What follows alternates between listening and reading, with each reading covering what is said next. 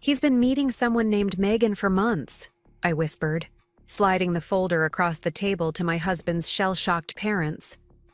And she's not the only one.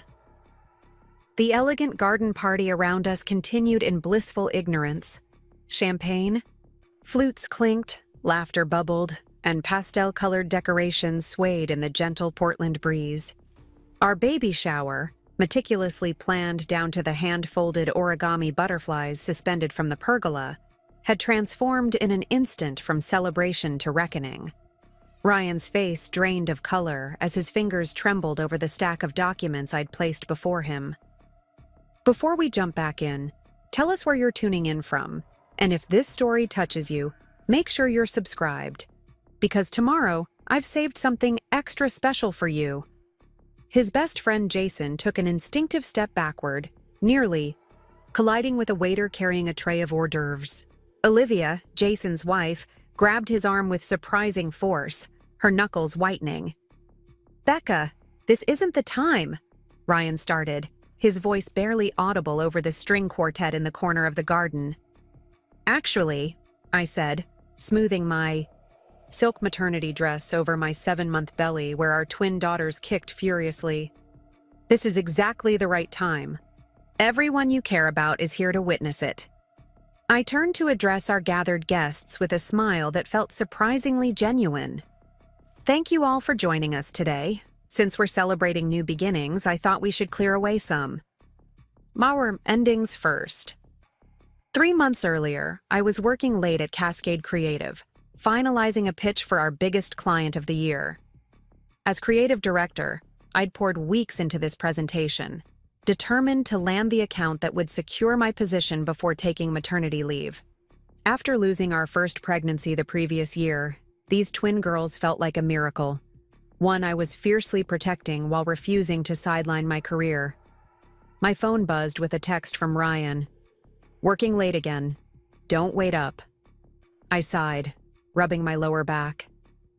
This had become our new normal, ships passing in the night, both consumed by our respective careers. Ryan's investment banking position at Pacific Northwest Financial demanded long hours, frequent business dinners, and occasional weekend retreats. I'd accepted it as part of our ambitious lives, especially as we prepared for the financial demands of twins. It was past 10 when I finally called a rideshare home, my pregnant body too exhausted for the 15-minute walk I used to enjoy. Our Craftsman house in Laurelhurst sat dark except for the porch light, confirming Ryan wasn't home yet. I kicked off my shoes, heated some leftovers, and settled at our kitchen island with Ryan's iPad to review some reference material he'd downloaded for the nursery renovations. A notification slid across the top of the screen. "Heartsync, Megan has sent you a message." I froze, fork suspended halfway to my mouth. Heartsync, the dating app that had exploded in popularity over the past year, marketed for meaningful connections. The notification disappeared before I could process it fully. Surely there was an explanation. An old account Ryan had forgotten to delete, spam, something innocent. But my stomach knotted as I recalled the increasing late nights, the business, trips that seemed to multiply, the distracted kisses, and the growing distance between us even as my body created new life. With trembling fingers, I tapped the notification center, but nothing appeared. Swallowing hard, I searched for the Heartsync app. Nothing on the home screens. I checked his app library and found it buried in a folder labeled Utilities, tucked between a calculator and a document scanner. The profile loaded. R. Mitch 83, athletic build, 34, finance professional seeking meaningful connections without complications. The profile photo showed Ryan at Cannon Beach, a picture I had taken on our 3rd anniversary trip. His wedding ring had been digitally removed. My heart raced as I scrolled through message threads with multiple women spanning back 5 months, shortly after we'd announced my pregnancy. The most active conversation was with Meg T, exchanging flirtatious messages, dinner plans, and hotel meetups. "Great seeing you at the Nines last night," read a message from 2 days ago. "Same room next Tuesday?"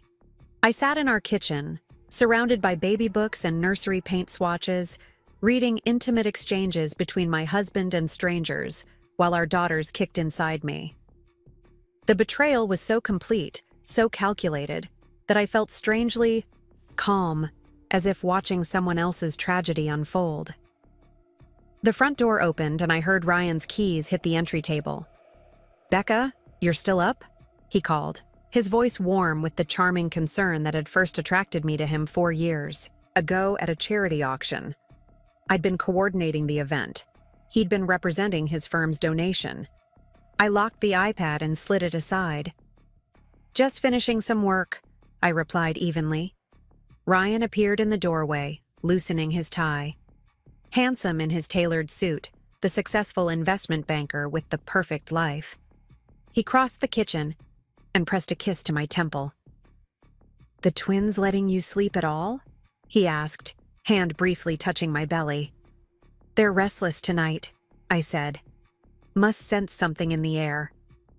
"Well, don't stay up too late. You're working too hard." He grabbed a water bottle from the refrigerator. "I'm going to shower and crash. The Anderson merger is killing me." I nodded, watching him climb the stairs to our bedroom. The Anderson merger, the late nights, the business trips. How many of his explanations had been covers for Megan or the others? That night, I lay awake beside my sleeping husband, listening to his steady breathing while planning my next move. I wouldn't confront him immediately. That would only result in partial truths, defensiveness, gaslighting. I needed more information, more evidence. Most importantly, I needed to protect myself and my daughters. The next morning, I called the one person I knew would help without judgment. "Zoe, I need to meet you. Today. And I need a recommendation for the best digital forensics specialist in Portland." My college roommate and now corporate attorney didn't ask questions over the phone. "Bridgetown Coffee House, noon. I'll bring what you need." I spent the morning at work, smiling through team meetings and client calls with a newfound ability to compartmentalize. By noon, I sat across from Zoe at a corner table in the rustic coffee shop, steam rising from untouched mugs between us. "Holy shit, Becca," Zoe whispered after I explained what I'd found. Her normally composed legal persona cracked with genuine shock. "The entire pregnancy, while you're carrying his children?" Apparently, the prospect of fatherhood sent him looking. "For escape hatches," I said, surprised at my own bitter tone. "What do you want to do?" she asked, shifting into problem-solving mode. "I want to know everything," I replied. "The full scope, the timeline, the women. I need to understand what I'm dealing with before I decide how to respond." Zoe nodded, sliding a business card across the table. "Alex Winters, former FBI cybersecurity, now private sector. Expensive but discreet. If there's a digital trail, he'll find it." "Money isn't an issue," I said. "I have my own accounts." Years of my mother's warnings about financial independence echoed in my head, her own divorce having taught her valuable lessons she'd passed to me. "And legally?" Zoe asked. "Not yet," I said. "I need facts first, then strategy." My hand rested, protectively over my belly. These girls deserve a mother who makes decisions from strength, not reaction. Alex Winters operated from a converted warehouse in the industrial district. With his meticulous grooming and casual yet expensive attire, he looked more like a tech CEO than an investigator. His office was minimalist except for an impressive array of monitors and equipment. "Mrs. Mitchell," he greeted me, not rising, from his ergonomic chair. "Ms. Ramirez explained your situation. Digital infidelity investigations are unfortunately common in my practice. I need more than just confirmation," I explained. "I need comprehensive evidence, dates, locations, communications, financial records, everything." Alex nodded approvingly. The 3 areas of exposure: digital footprint, financial trail, physical movements. With your authorization to access shared accounts and devices, I can map most of it within 2 weeks. I provided the necessary permissions, along with every detail I could remember that might provide investigative leads, trips, late nights, unexplained expenses. As I prepared to leave, Alex stopped me with a gentle observation. "Mrs. Mitchell, in my experience, people rarely stray in isolation. If your husband has hidden relationships, there may be other secrets, financial, professional, personal. Should I expand the scope to include those areas?" Something in his tone suggested he'd seen this pattern before. I hesitated only briefly. "Yes, whatever you find, I need to know." The following weeks became an exercise in controlled deception. I maintained our normal routine, managing my team at work, attending prenatal appointments, alone as Ryan was unavoidably detained, by work, and planning the upcoming baby shower with my sister Natalie and mother-in-law Eleanor, who had flown in from Seattle to help. Preparing and narrating this story took us a lot of time, so if you are enjoying it, subscribe to our channel. It means a lot to us. Now back to the story. Eleanor Mitchell embodied Pacific Northwest old money, understated elegance, perfect manners, and an iron will beneath her cashmere sweaters. She'd initially been cool toward me, the career-focused marketing executive who'd captured her son's heart, but had warmed considerably once I became pregnant with her first grandchildren. "The Ainsworth Estate garden is perfect for the shower," she declared as we toured the historic property. "William and I were married here, you know. Family. Tradition is so important." I nodded, imagining how these same manicured gardens would soon become the stage for a very different family moment.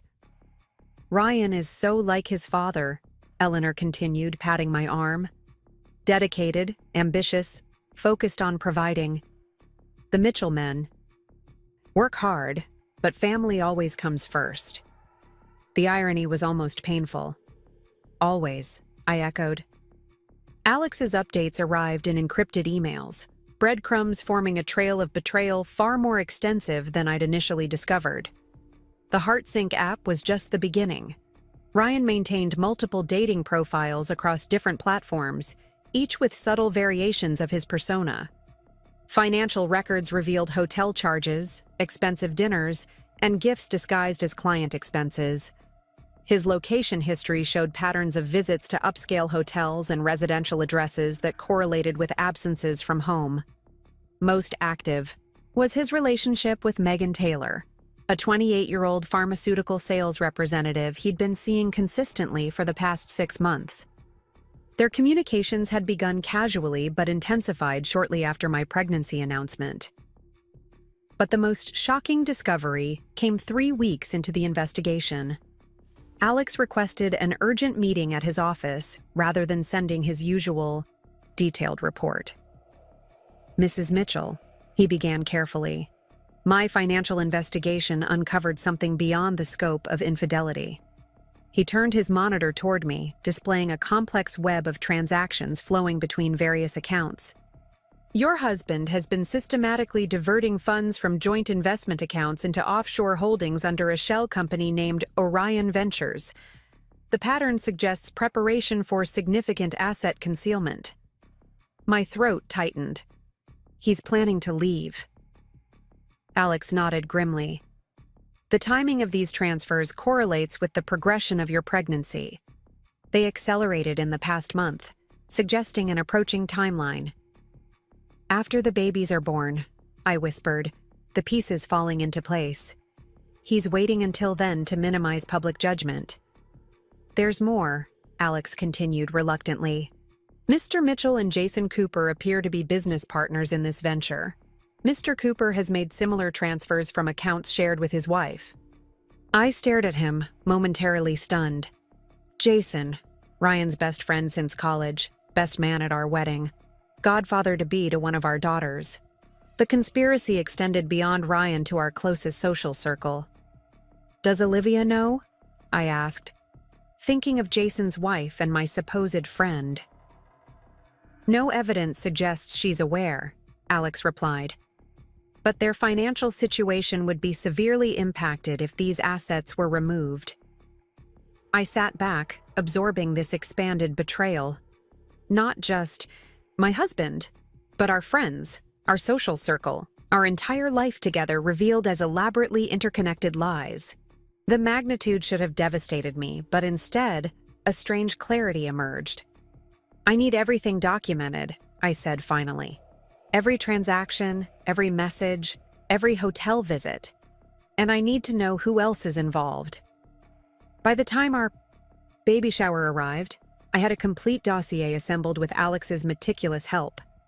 The guest list included everyone significant in our lives. Ryan's parents, my family, our closest friends, colleagues from both our workplaces, and the upper echelon of Portland society with whom the Mitchells maintained close ties.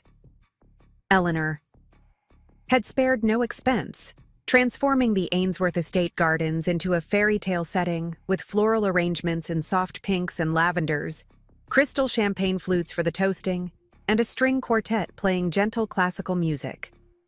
Waitstaff circulated with gourmet appetizers while a professional photographer captured candid moments of the celebration. I wore a custom silk maternity dress in pale blue that emphasized my pregnancy while maintaining an elegant silhouette.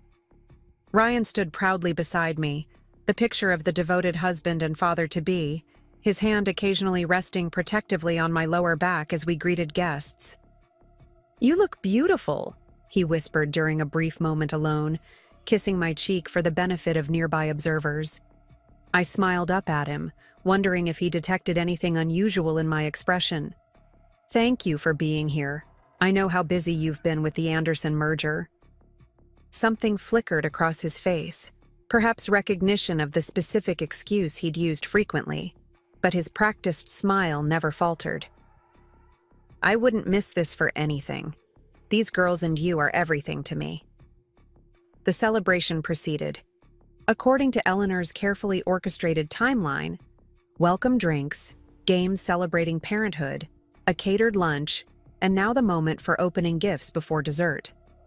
Guests gathered around the gift table beneath the pergola, champagne flutes refreshed for toasting the soon-to-arrive twins.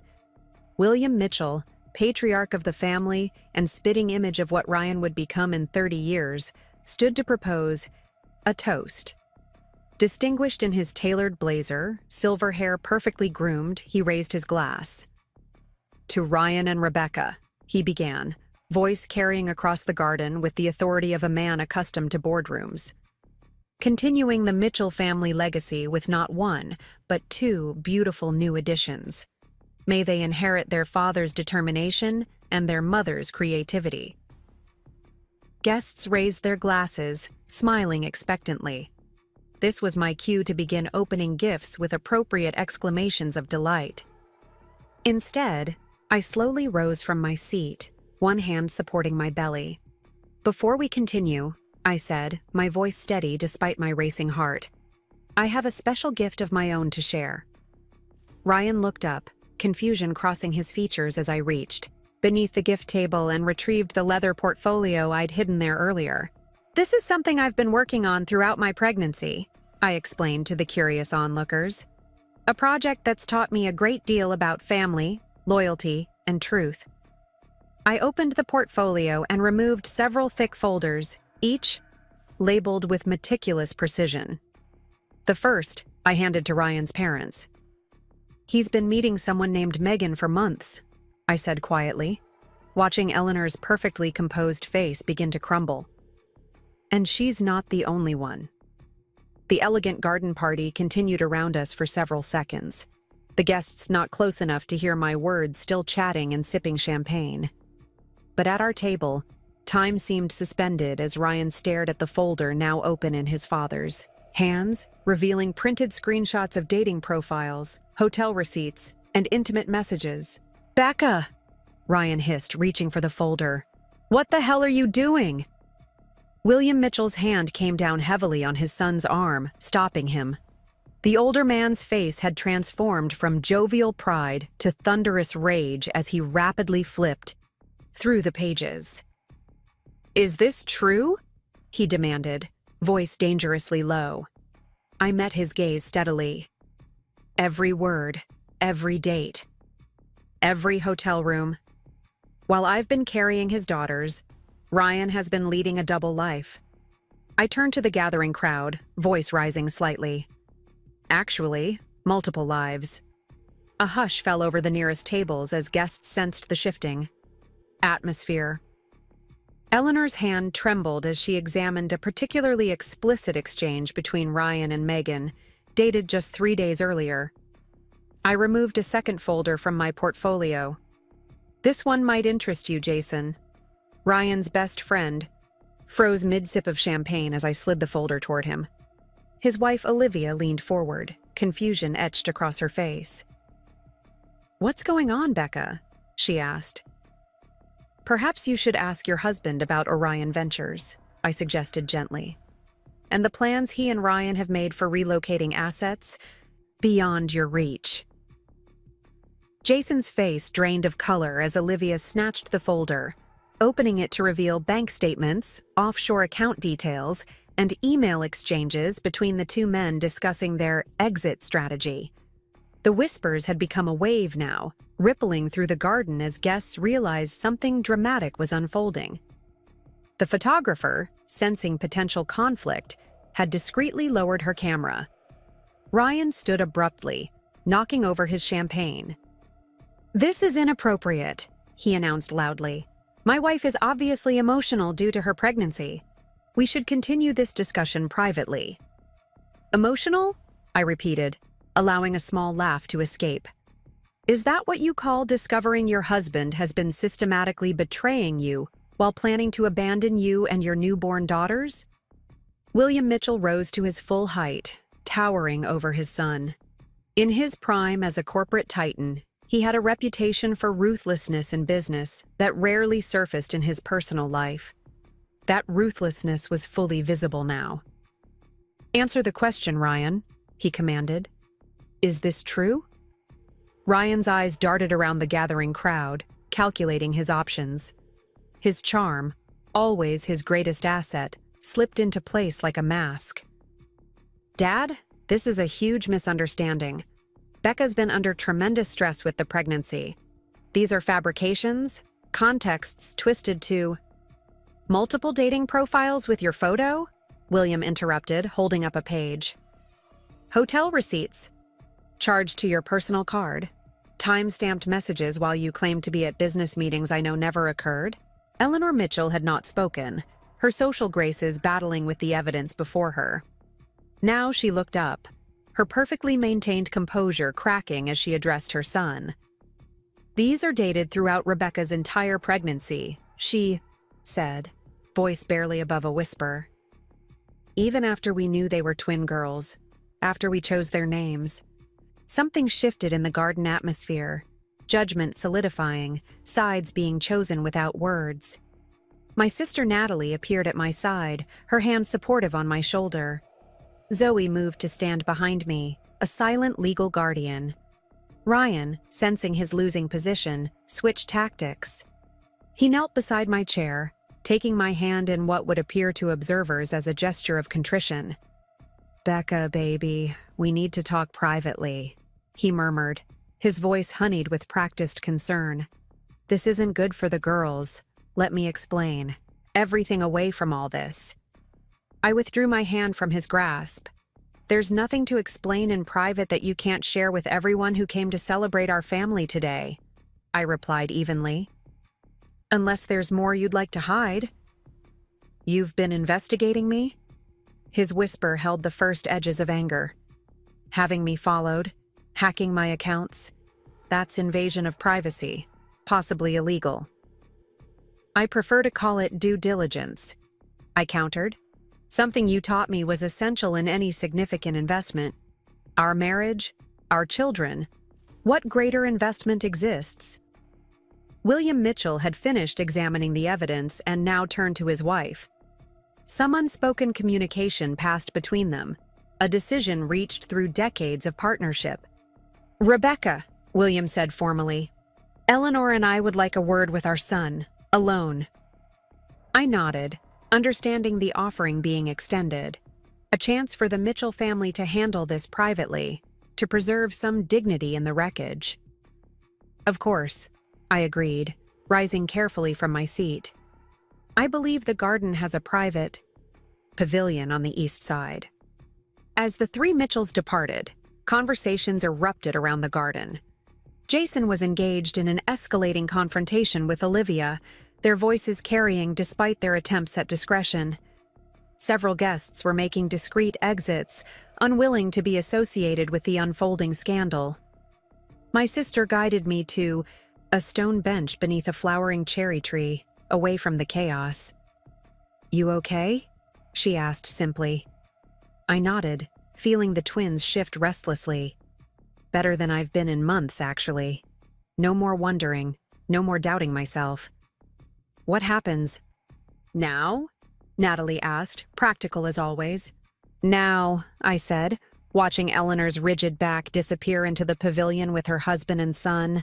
"I finish what I started. Complete honesty, complete separation, complete protection for my daughters."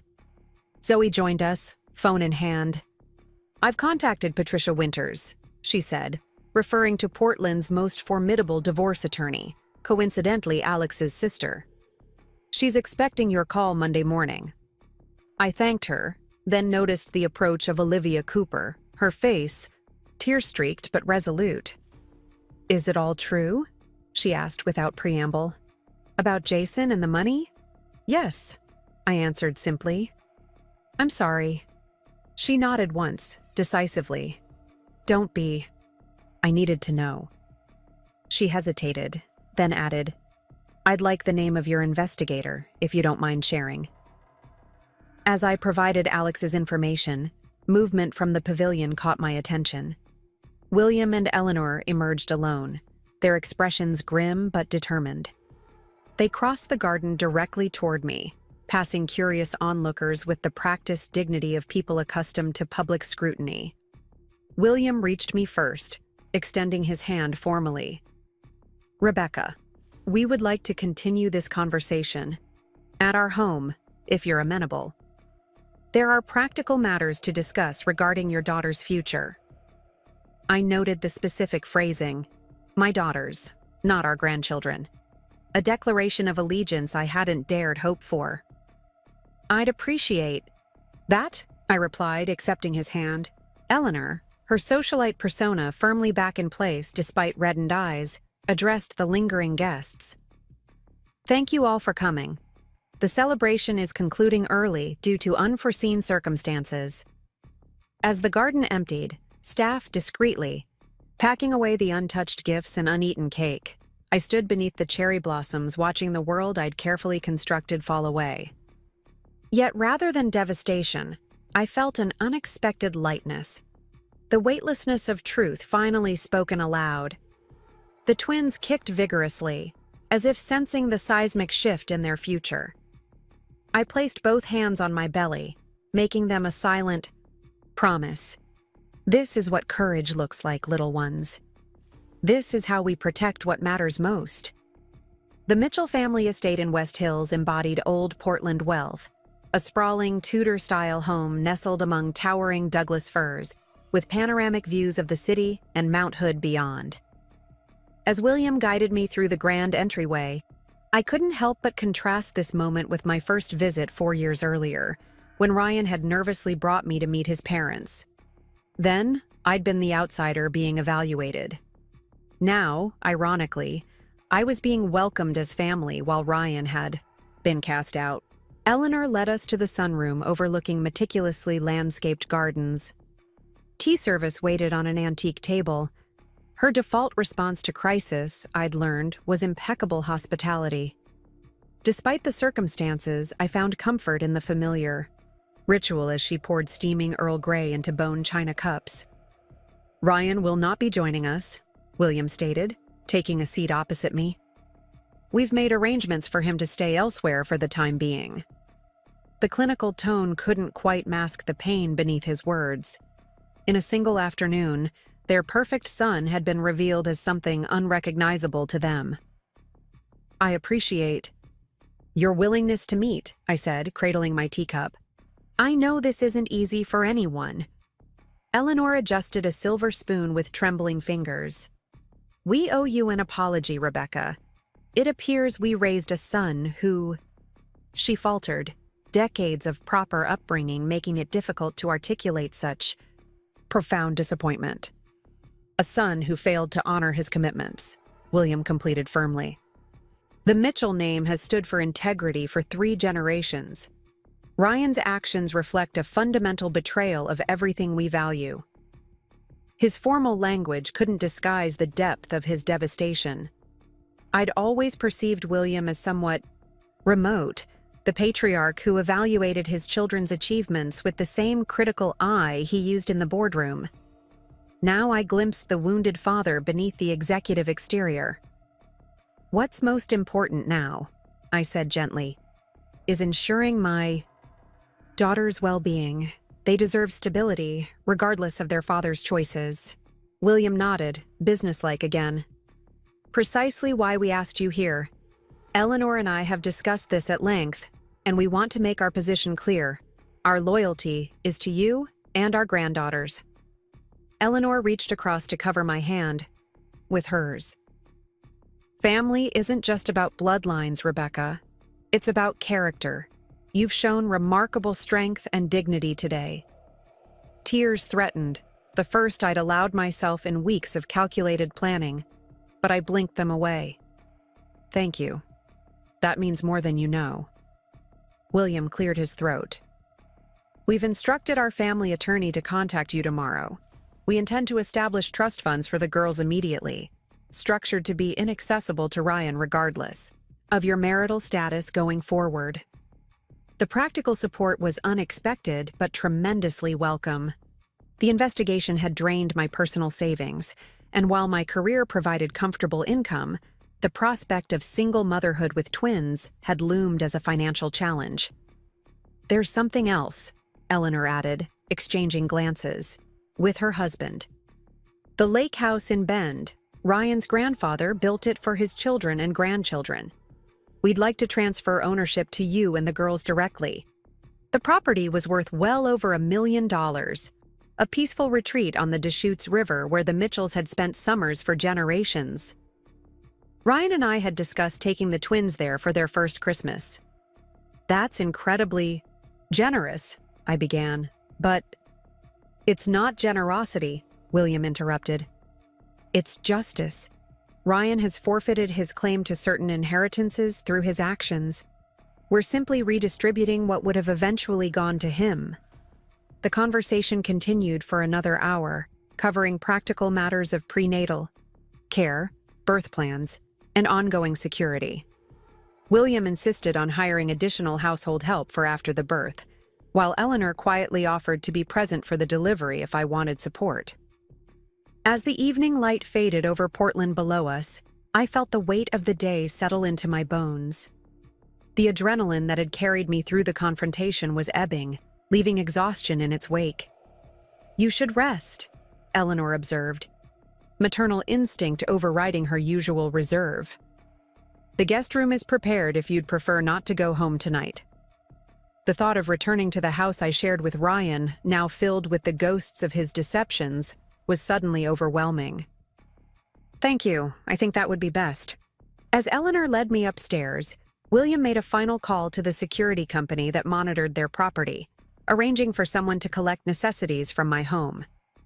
The swift reorganization of logistics around me, the Mitchell family circling, wagons to protect their own, was both comforting and surreal.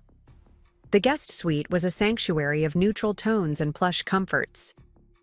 After Eleanor bid me goodnight, I sank onto the window seat overlooking the twinkling city lights below.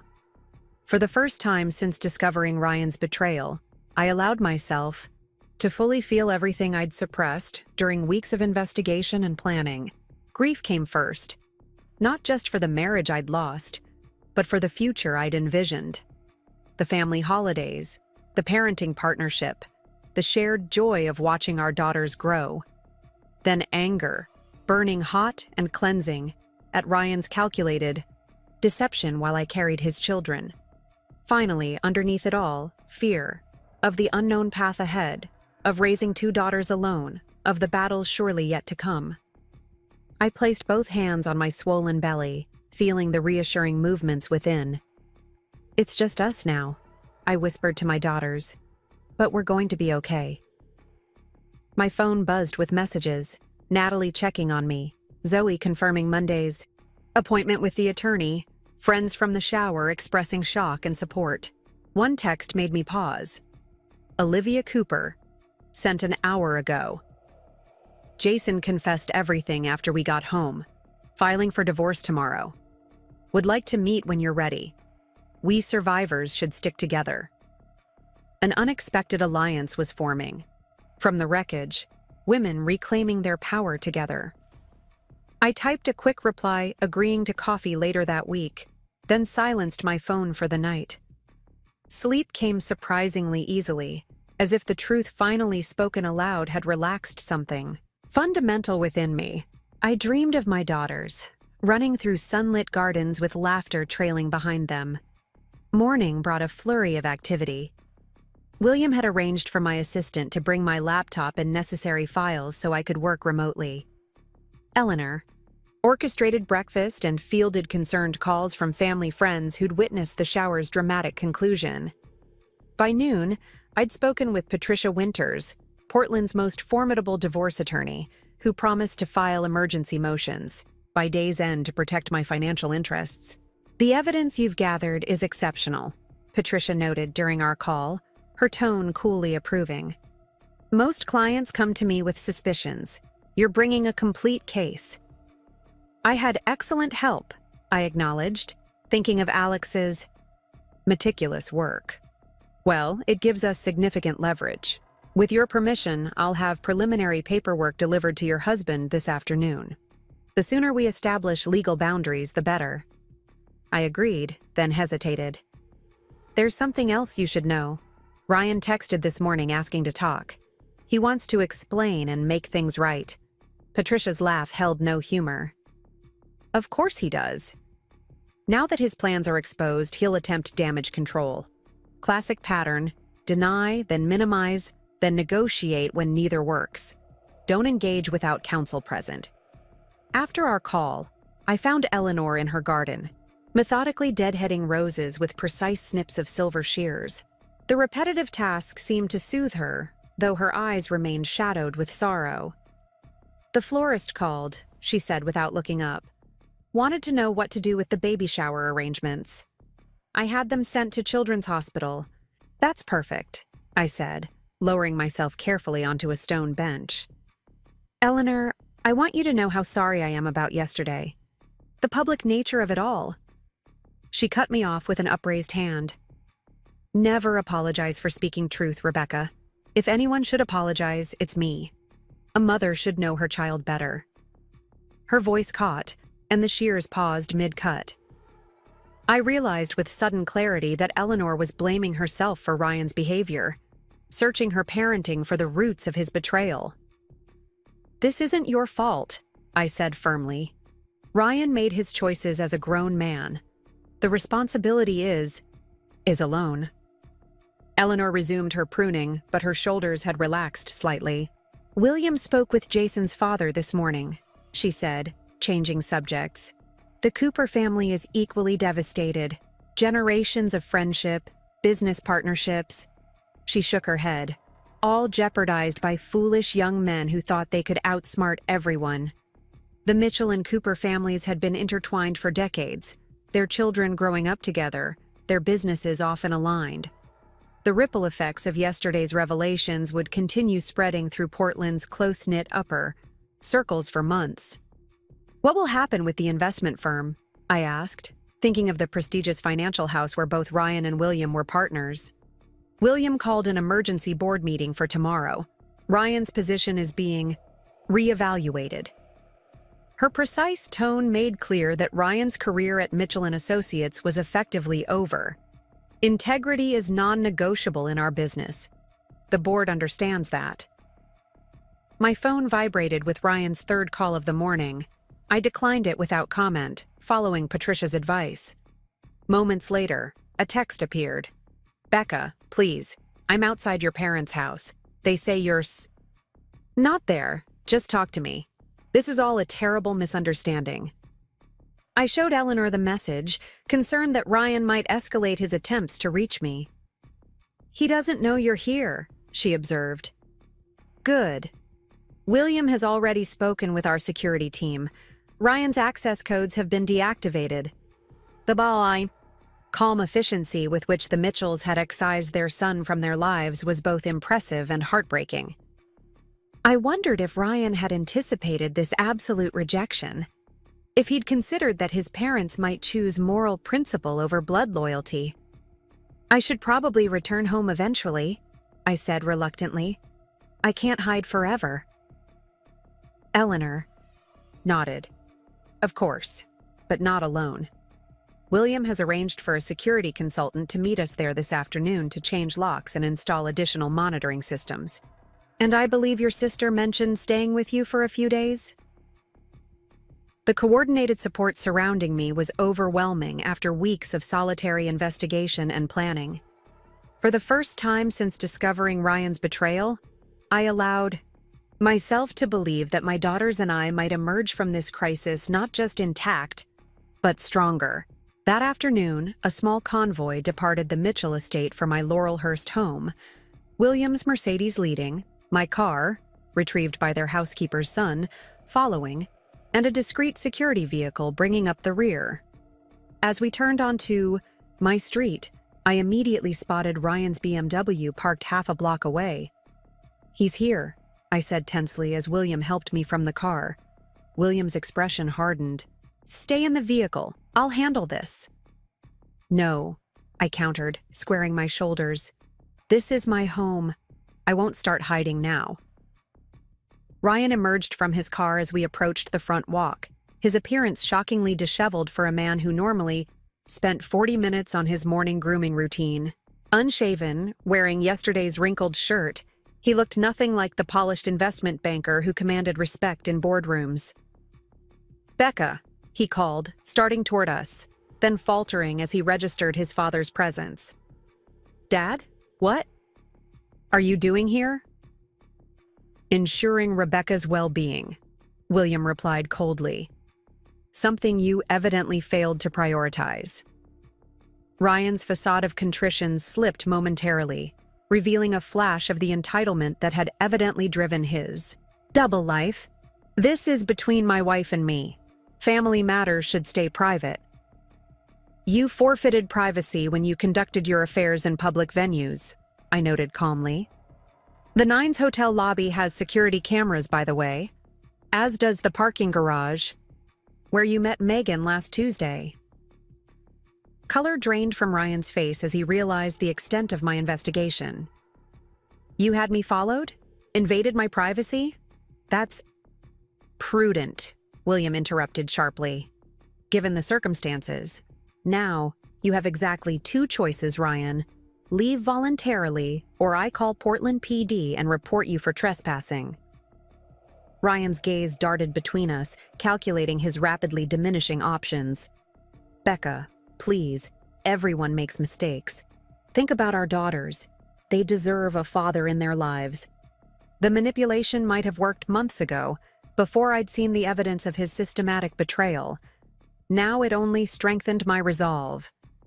Our daughters deserve integrity and honesty," I corrected. "When you're ready to demonstrate those qualities, we can discuss appropriate visitation through our attorneys." Ryan's expression darkened. "Attorneys? You're already talking divorce? After one mistake?" I laughed, despite myself. "One mistake? Ryan, you've been living a double life our entire marriage. You maintained multiple dating profiles. You diverted family assets. You conspired with Jason to abandon your pregnant wife and newborn daughters. Those aren't mistakes. They're choices. Deliberate, calculated choices." The security consultant had emerged from the third vehicle now, a former military officer named Marcus, whose imposing presence added silent weight to our position. Ryan noted his arrival with visible anxiety. "This isn't over," he said finally, retreating toward his car. "Those are my children too. You can't just cut me out of their lives." "That's exactly what you were planning to do to them," I reminded. Him quietly. The difference is I'll ensure they have financial support and appropriate relationships with extended family. More consideration than you showed when transferring funds offshore. Ryan flinched as if struck. His last defense, self-righteous indignation, crumbled visibly as he recognized the comprehensive nature of my evidence. Without another word, he returned to his BMW and drove away, tires screeching slightly on the quiet residential street. William placed a supportive hand on my shoulder. Well handled. Inside, my home felt simultaneously familiar and foreign. The carefully chosen furnishings, the half-completed nursery, Ryan's possessions intermingled with mine. I moved through the rooms with growing determination, mentally reclaiming each space. Marcus efficiently changed exterior locks while explaining the new security system being installed. My sister Natalie arrived with groceries and overnight bags, ready for an extended stay. William conducted business calls from the kitchen counter, occasionally consulting me about financial arrangements being made. By evening, my sanctuary had been secured, my support system established, and the first legal documents delivered to Ryan via courier. The following days established new patterns. I worked remotely, completing critical projects before my maternity leave began. Natalie coordinated deliveries of necessities for the twins, reorganizing the nursery with relentless efficiency. Zoe brought legal documents for review, translating Patricia's strategies into layperson's terms. Eleanor appeared daily with home-cooked meals, her practical support a healing balm for us both. 1 week after the baby shower, I met Olivia Cooper at a quiet cafe far from our usual social haunts. She arrived looking both diminished and strengthened, designer sunglasses concealing, eyes reddened from crying, but spine straight with newfound resolve. "I filed for divorce on Monday," she announced without preamble, sliding into the booth across from me. "Jason's been locked out of our accounts. My brother's a forensic accountant. He's already tracking the missing funds." I nodded approvingly. Patricia Winters has frozen everything Ryan touched. The offshore accounts are proving tricky, but she's confident. "Did you know," Olivia asked, stirring her untouched coffee, "that they had an apartment rented in Denver, fully furnished? They were planning to disappear after your delivery, claim business opportunities required relocation, then gradually distance themselves from both family obligations." The confirmation of their exit strategy sent a chill through me despite the cafe's warmth. "How far along was the plan?" "Airline tickets purchased for January 15th, 3 months from now." Olivia's laugh held no humor. "Enough time for you to recover from childbirth before they vanished. Jason actually had the nerve to call it considerate timing." We shared a moment of silent solidarity, 2 women processing similar betrayals from men who'd claimed to love us. Then, Olivia reached into her designer tote and extracted a thumb drive. "This contains everything my brother found," she said, sliding it across the table. "Jason's emails, financial records, Denver property details, things Alex might have missed. I thought it might help your case." I accepted the drive with sincere gratitude. "And yours as well. Patricia suggested our legal teams coordinate to strengthen both positions." Olivia nodded, then hesitated. "There's something else, something I'm not proud of." She drew a deep breath. "I knew something was wrong. For months. Jason was distracted, secretive about his phone, working late, with unusual frequency. I suspected an affair, but I ignored the signs because the alternative was too painful to consider," I finished gently. Tears spilled over her designer sunglasses. I convinced myself I was being paranoid, that my inability to have children was making me insecure. Meanwhile, he was planning to abandon me. I reached across the table to grasp her trembling hand. "We believe what we need to believe until we're ready for the truth." "How did you do it?" she asked, genuine admiration in her voice. "Investigate so thoroughly without breaking down?" Confront them so publicly without losing control? I considered the question carefully. I think, once I knew who Ryan really was, I stopped caring about his opinion of me. That was incredibly freeing. Our conversation continued for hours, evolving from shared grievances to practical survival strategies to tentative plans for rebuilding our lives. By the time we parted with a hug on the sidewalk, something new had formed between us. A friendship based not on our husbands' connections, but on our own resilience. As I drove home, I reflected on how fundamentally my social landscape had transformed in just 10 days. Relationships. I'd thought peripheral. Eleanor, Olivia, colleagues at work, had moved to the center, while the marriage I'd believed unshakable had dissolved like mist. The realignment felt right somehow, as if the universe had corrected a fundamental imbalance. My phone rang through the car's Bluetooth system, an unfamiliar number with a Seattle area code. Rebecca Mitchell, I answered professionally. Mrs. Mitchell, this is Samantha Reeves from Northwest Regional Hospital in Seattle. The woman's voice was professionally compassionate. I'm calling because you're listed as the emergency contact for Megan Taylor. My hands tightened on the steering wheel. I believe there's been a mistake. I don't know a Megan Taylor. A pause, followed by keyboard clicking. My apologies for the confusion. Our records show your contact information was added to Ms. Taylor's file yesterday. She was admitted following a panic attack and specifically requested we notify you. The calculated manipulation was so transparent, it was almost pitiful. Megan, Ryan's most consistent affair partner, was clearly attempting to establish contact now that her relationship with Ryan had been exposed. I understand, I said calmly. Please note in your records that I am not associated with Ms. Taylor in any capacity and should be removed as her contact immediately. After ending the call, I pulled into a grocery store parking lot and contacted Alex Winters. His response was immediate and reassuring. Classic intimidation attempt, he confirmed after hearing the details.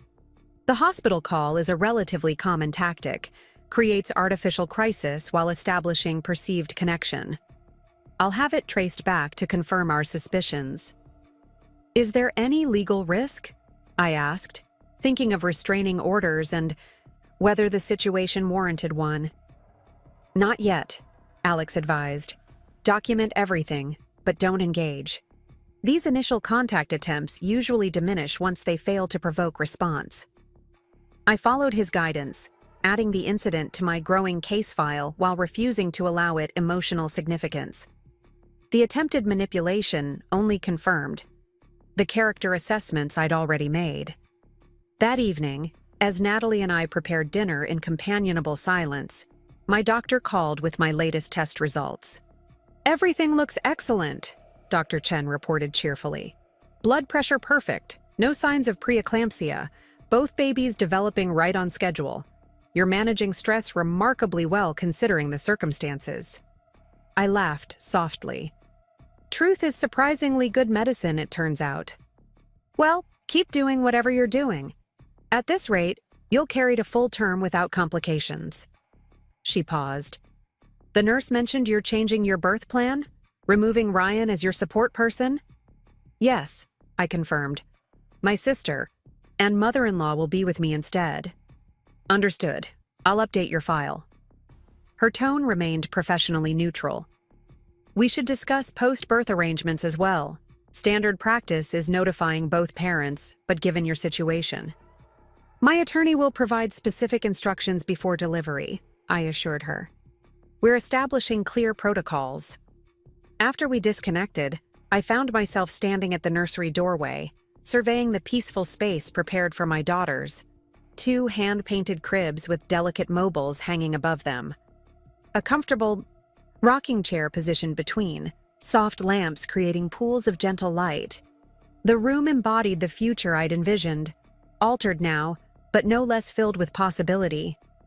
Natalie found me there, lost in contemplation. Penny for your thoughts? I smiled, resting both hands on my rounded belly, just realizing that everything important remains intact. The girls, my health, my career, supportive family. Ryan didn't damage what truly matters. She squeezed my shoulder affectionately. That's because you protected what matters. Not everyone would have had your courage. Later that night, I reviewed the growing file documenting my new reality: legal paperwork, security protocols, birth plans revised to exclude Ryan, preliminary custody arrangements.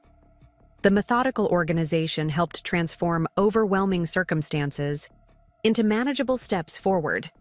My phone buzzed with a text from Eleanor. William spoke with the board today. Ryan's position has been terminated effective immediately. His office is being packed up as we speak. Another piece of Ryan's carefully constructed life dismantled. I wondered how he was processing these cascading consequences: the loss of family, career, reputation, and social standing, all within 2 weeks of exposure. The man who'd planned to discard his responsibilities was instead being systematically cut from the life he'd taken for granted. A knock at the front door interrupted my thoughts. Natalie answered, then called to me, "Delivery for you. Flowers." Approaching cautiously, I found an elaborate arrangement of red roses, at least 2 dozen, professionally arranged in a crystal vase. The delivery person waited expectantly while I examined the attached card. Forgiveness begins with understanding. Please give me a chance to explain. All my love, Ryan. The presumption was breathtaking. After all the evidence, the documented betrayals, he still believed romantic gestures might sway me. Still thought love was an appropriate word for what existed between us now. "Would you like me to sign?" the delivery person prompted. I shook, my head firmly. "No, thank you. I'm declining the delivery." His brow furrowed in confusion. "Ma'am, this arrangement costs over $300. I understand, but I'm not accepting it. Please return it to the sender." After the bewildered delivery person departed with the rejected flowers, Natalie raised an eyebrow. That was probably satisfying. "Moderately," I admitted. "But what really matters is establishing boundaries. Ryan needs to understand that our relationship is now strictly legal, not emotional. Flowers, gifts, appeals to sentimentality, none of it changes facts." My phone immediately lit up with a text from Ryan. "Why did you refuse my peace offering? I'm trying here, Becca. The least you could do is talk to me." I showed Natalie the message without responding to it. And there's the real Ryan, entitlement, surfacing when his manipulation fails. "Charming," she muttered. "Want me to block his number from your phone?" "Not yet," I decided. Patricia advised documenting all contact attempts, but I won't engage directly. That night, I dreamed of standing on a high cliff overlooking the Pacific, the wind whipping my hair as twin toddlers giggled beside me. In the dream, I felt weightless, liberated, complete. I woke with the sensation lingering, a glimpse of the future taking shape beyond current struggles. As dawn light filtered through the curtains, I made a decision. It was time to stop reacting to Ryan's choices and fully claim my own path forward. Today, I would return to the office, resume my professional responsibilities, and begin actively shaping my daughter's future rather than simply protecting it from harm. Dressing carefully in a maternity version of my favorite power suit, I felt armor sliding into place. Not the defensive shields I'd worn during investigation and confrontation, but the confident strength of a woman standing firmly in her truth. The Cascade Creative offices occupied 3 floors of a converted warehouse in Portland's Pearl District, all exposed brick and floor-to-ceiling windows with views of the Willamette River. As I made my way through the open workspace, conversations hushed momentarily before resuming with forced normality. News of the baby shower confrontation had clearly spread, despite my careful separation of personal crisis from professional responsibilities. My assistant, Tyler, intercepted me before I reached my office, coffee in one hand and tablet in the other. His expression betrayed nothing, but the careful way he scrutinized my face spoke volumes. "Morning team meeting in 15, he reminded me, falling into step beside me. "The Westbrook pitch is scheduled for 11, and legal needs your signature on the Anderson contract revisions before close of business." "Thank you," I replied, grateful for his focus on work rather than gossip. "Any messages?" A flicker of hesitation. "Several, including 3 from Ryan that I didn't log per your instructions last week." I nodded, appreciating his discretion. "And the others?" "Mostly congratulations on the pregnancy. A few interview requests from lifestyle blogs about balancing executive motherhood." His tone remained carefully neutral. "And one from Megan. Taylor requesting a meeting to clear the air." I stopped just outside my office door. "Megan Taylor contacted my work line?" Tyler nodded, professional mask slipping to reveal concern. "Yesterday afternoon, I took detailed notes without committing to anything, as instructed. The escalation was troubling, moving from the failed hospital notification to direct workplace. Contact suggested increasing desperation. I made a mental note to update Patricia and Alex." "Perfect handling," I assured Tyler. "If she calls again, route it directly to voicemail and notify me immediately. No exceptions." My office remained exactly as I'd left it before the weekend. Design boards for upcoming campaigns arranged on easels, reference materials neatly stacked on the conference table, family photos arranged on my desk. I paused at the silver-framed wedding portrait, Ryan and I laughing against a backdrop of autumn leaves in Forest Park. Without ceremony, I opened my desk drawer, placed the photograph inside, and closed it firmly. Tyler, observing from the doorway, nodded almost imperceptibly before withdrawing to his desk. The morning progressed with welcome professional focus, team strategy sessions, client calls, creative reviews. My colleagues displayed remarkable tact, following my lead in maintaining business-as-usual discussions despite the occasional curious glance at my wedding ring, now absent, or protective hand on my belly, an unconscious gesture I'd developed. Just before the Westbrook pitch, my department heads gathered in my office for final preparations. Karen, our digital strategist and my longest-standing colleague, purposefully closed the door before addressing the elephant in the room. "We know something significant happened this weekend," she began, glancing at the others for confirmation. "We respect your privacy completely, but as your team, we need to know if there's anything we should be prepared for." The direct approach was typical Karen, straightforward yet compassionate. I appreciated the opportunity to address the situation on my terms rather than navigating whispered speculation. "I'm in the process of separating from Ryan," I confirmed, maintaining professional composure. "The situation is being handled through appropriate legal channels, and I don't anticipate it affecting our work. That said, if any of you receive contact from Ryan or anyone connected with him, please direct those communications to me immediately." Relief visibly swept through the room, not at the news itself, but at having clear parameters for navigating a delicate situation. "Do you need anything from us?" Mark, our research director, asked simply. "Just your continued excellent work," I replied with a genuine smile. "And perhaps some flexibility as we approach my maternity leave. The timeline may shift depending on circumstances." "Consider it done," Karen assured me, standing to signal the end of the personal interlude. "Now, shall we go convince Westbrook that we're the only logical choice for their rebranding?" The pitch proceeded flawlessly, my team's synchronized expertise a welcome counterpoint to my personal chaos.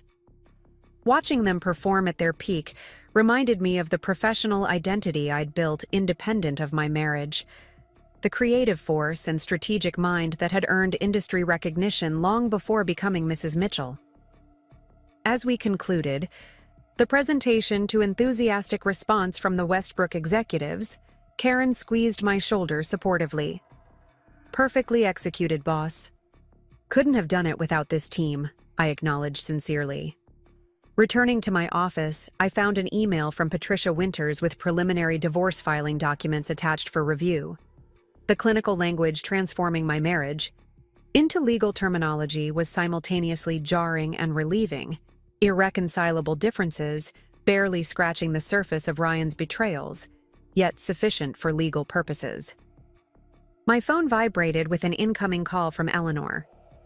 "Rebecca, dear, how are you feeling today?" Her voice carried the practiced calm of someone determined to maintain normalcy amid crisis. "Surprisingly good," I answered truthfully. "Being back at work has been grounding."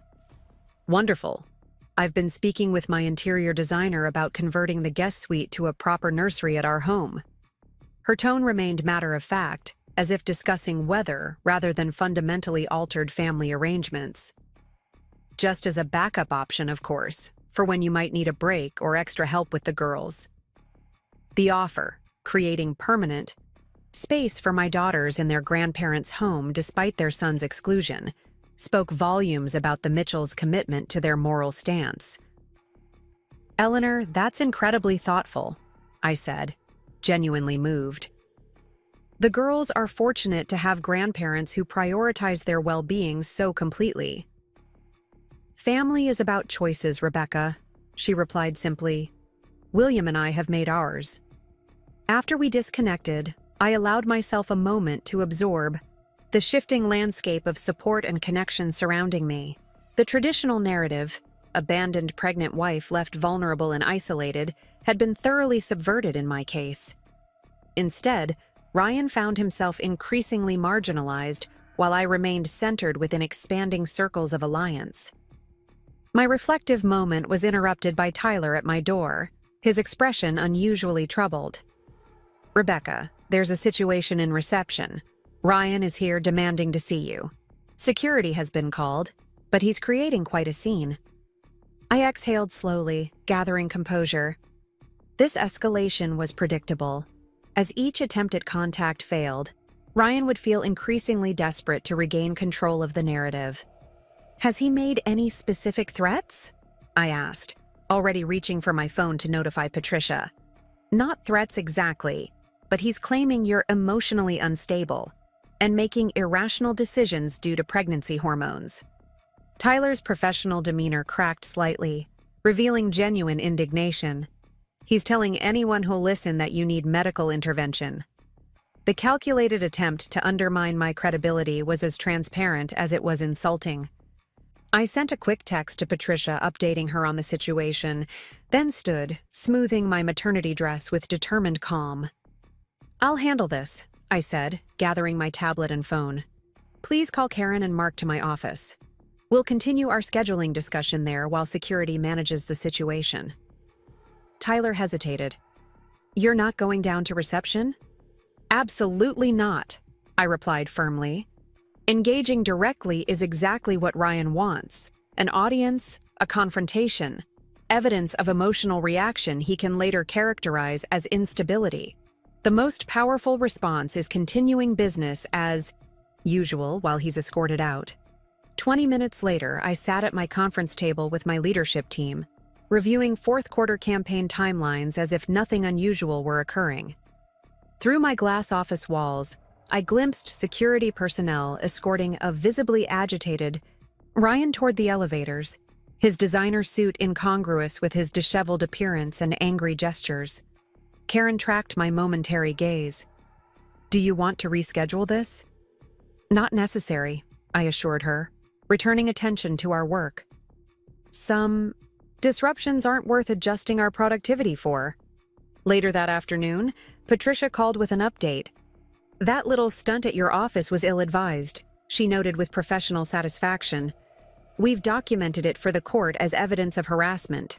Also, Judge Michaels has granted our emergency petition to freeze all remaining joint assets pending further review." "Has Ryan been served with the divorce papers yet?" I asked, checking the time. The filings had been prepared with remarkable speed. "Courier should be delivering them within the hour," Patricia confirmed. I've also filed a workplace protection order prohibiting him from entering Cascade Creative premises. Given today's behavior, approval should be automatic.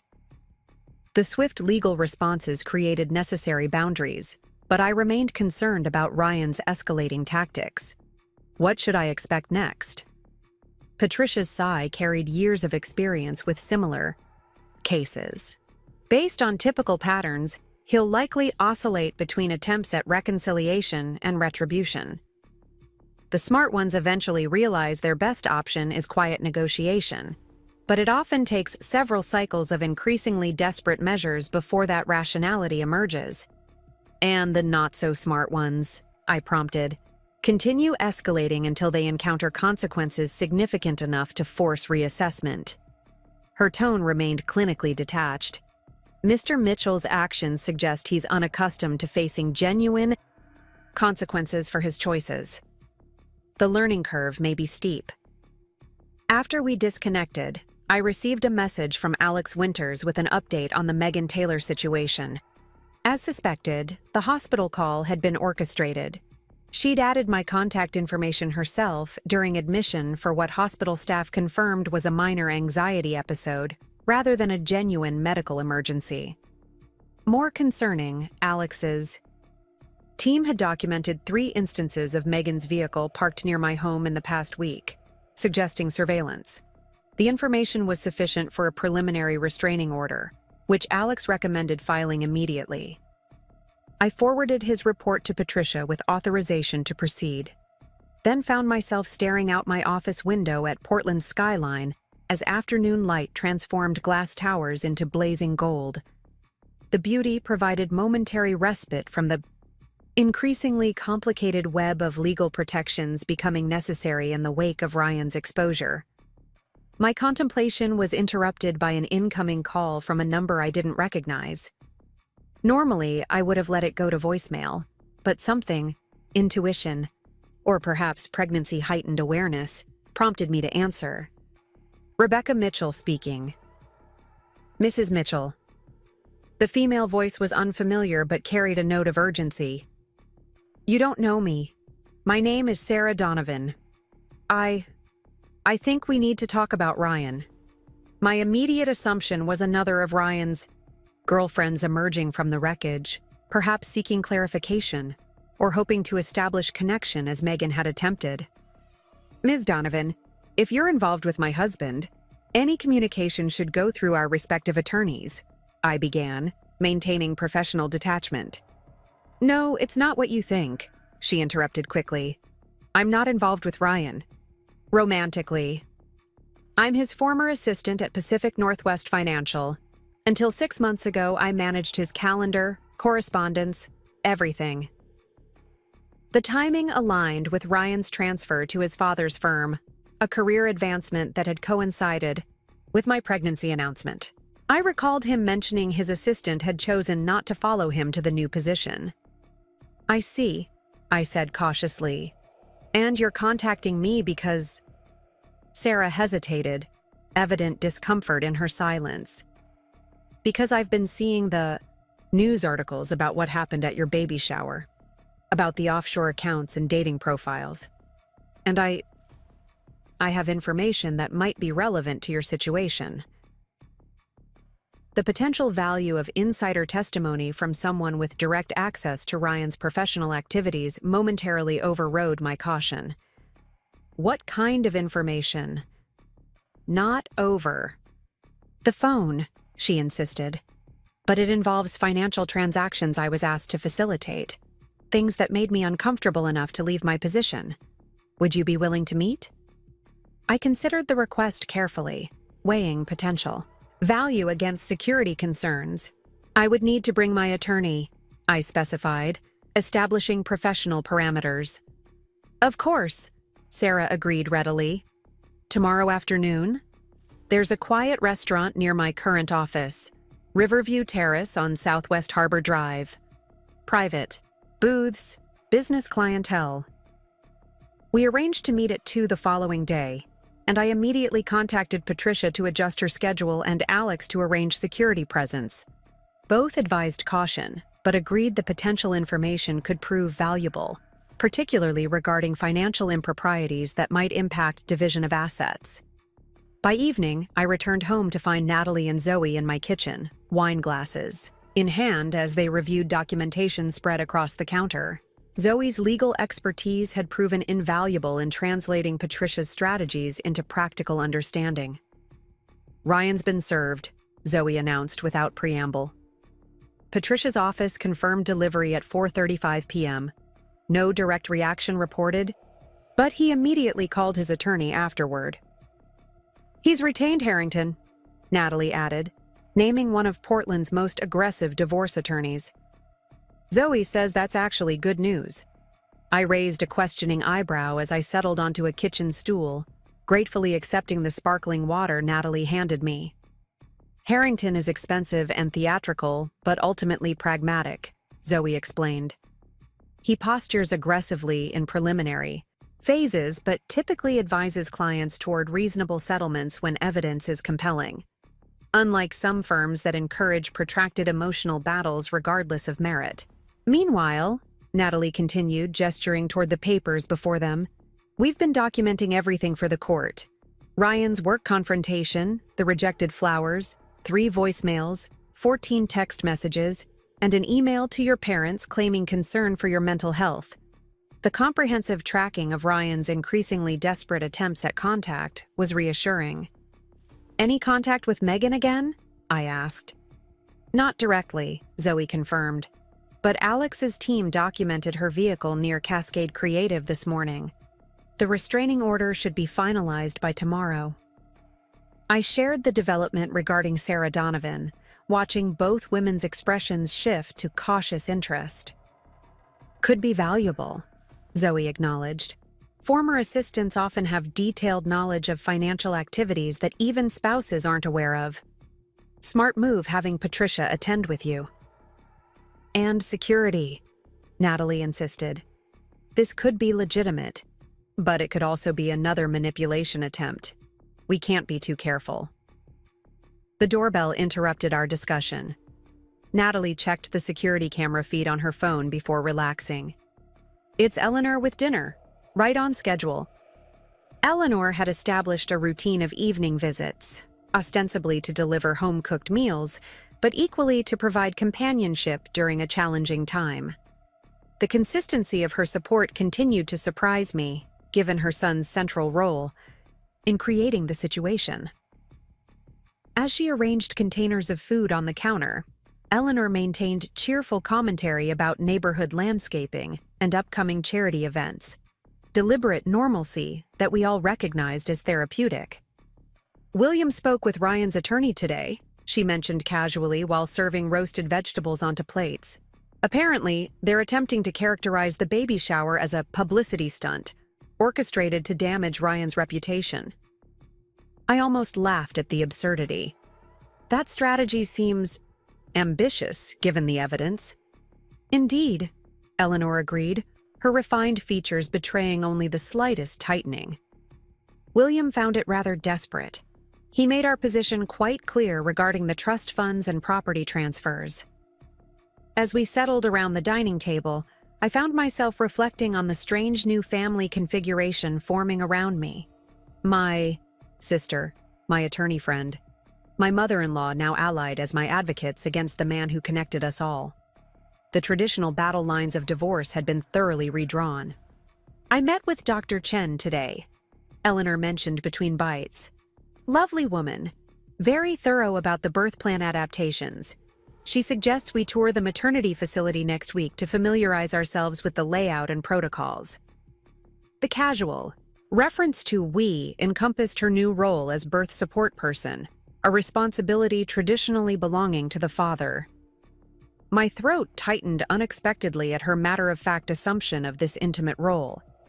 "I'd appreciate that," I managed, genuinely moved by her commitment. "The tour is scheduled for Tuesday morning." "Perfect. I've cleared my calendar." Eleanor methodically cut her chicken into precise pieces. "William would like to join us as, well, if that's comfortable for you. He's taking his grandfather responsibilities quite seriously." The image of Portland's most formidable finance executive touring birthing suites and asking questions about epidural protocols almost made me smile. Of course he's welcome. After dinner, Eleanor departed with her usual grace, leaving behind not only food, but a sense of continuity and support that helped anchor me amid ongoing turbulence. Natalie and Zoe resumed their documentation project while I retreated to the nursery, seeking moments of peaceful connection with my daughters. Sitting in the rocking chair positioned between the cribs, I gently massaged my belly as the twins shifted and kicked. "Your world is already so different from what I imagined," I whispered to them.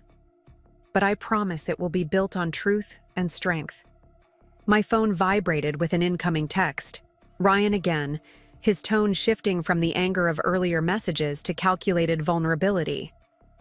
"Can't sleep thinking about how I've hurt you. I never meant for any of this to happen. Please, Becca, just one conversation. For the girls, if not for us."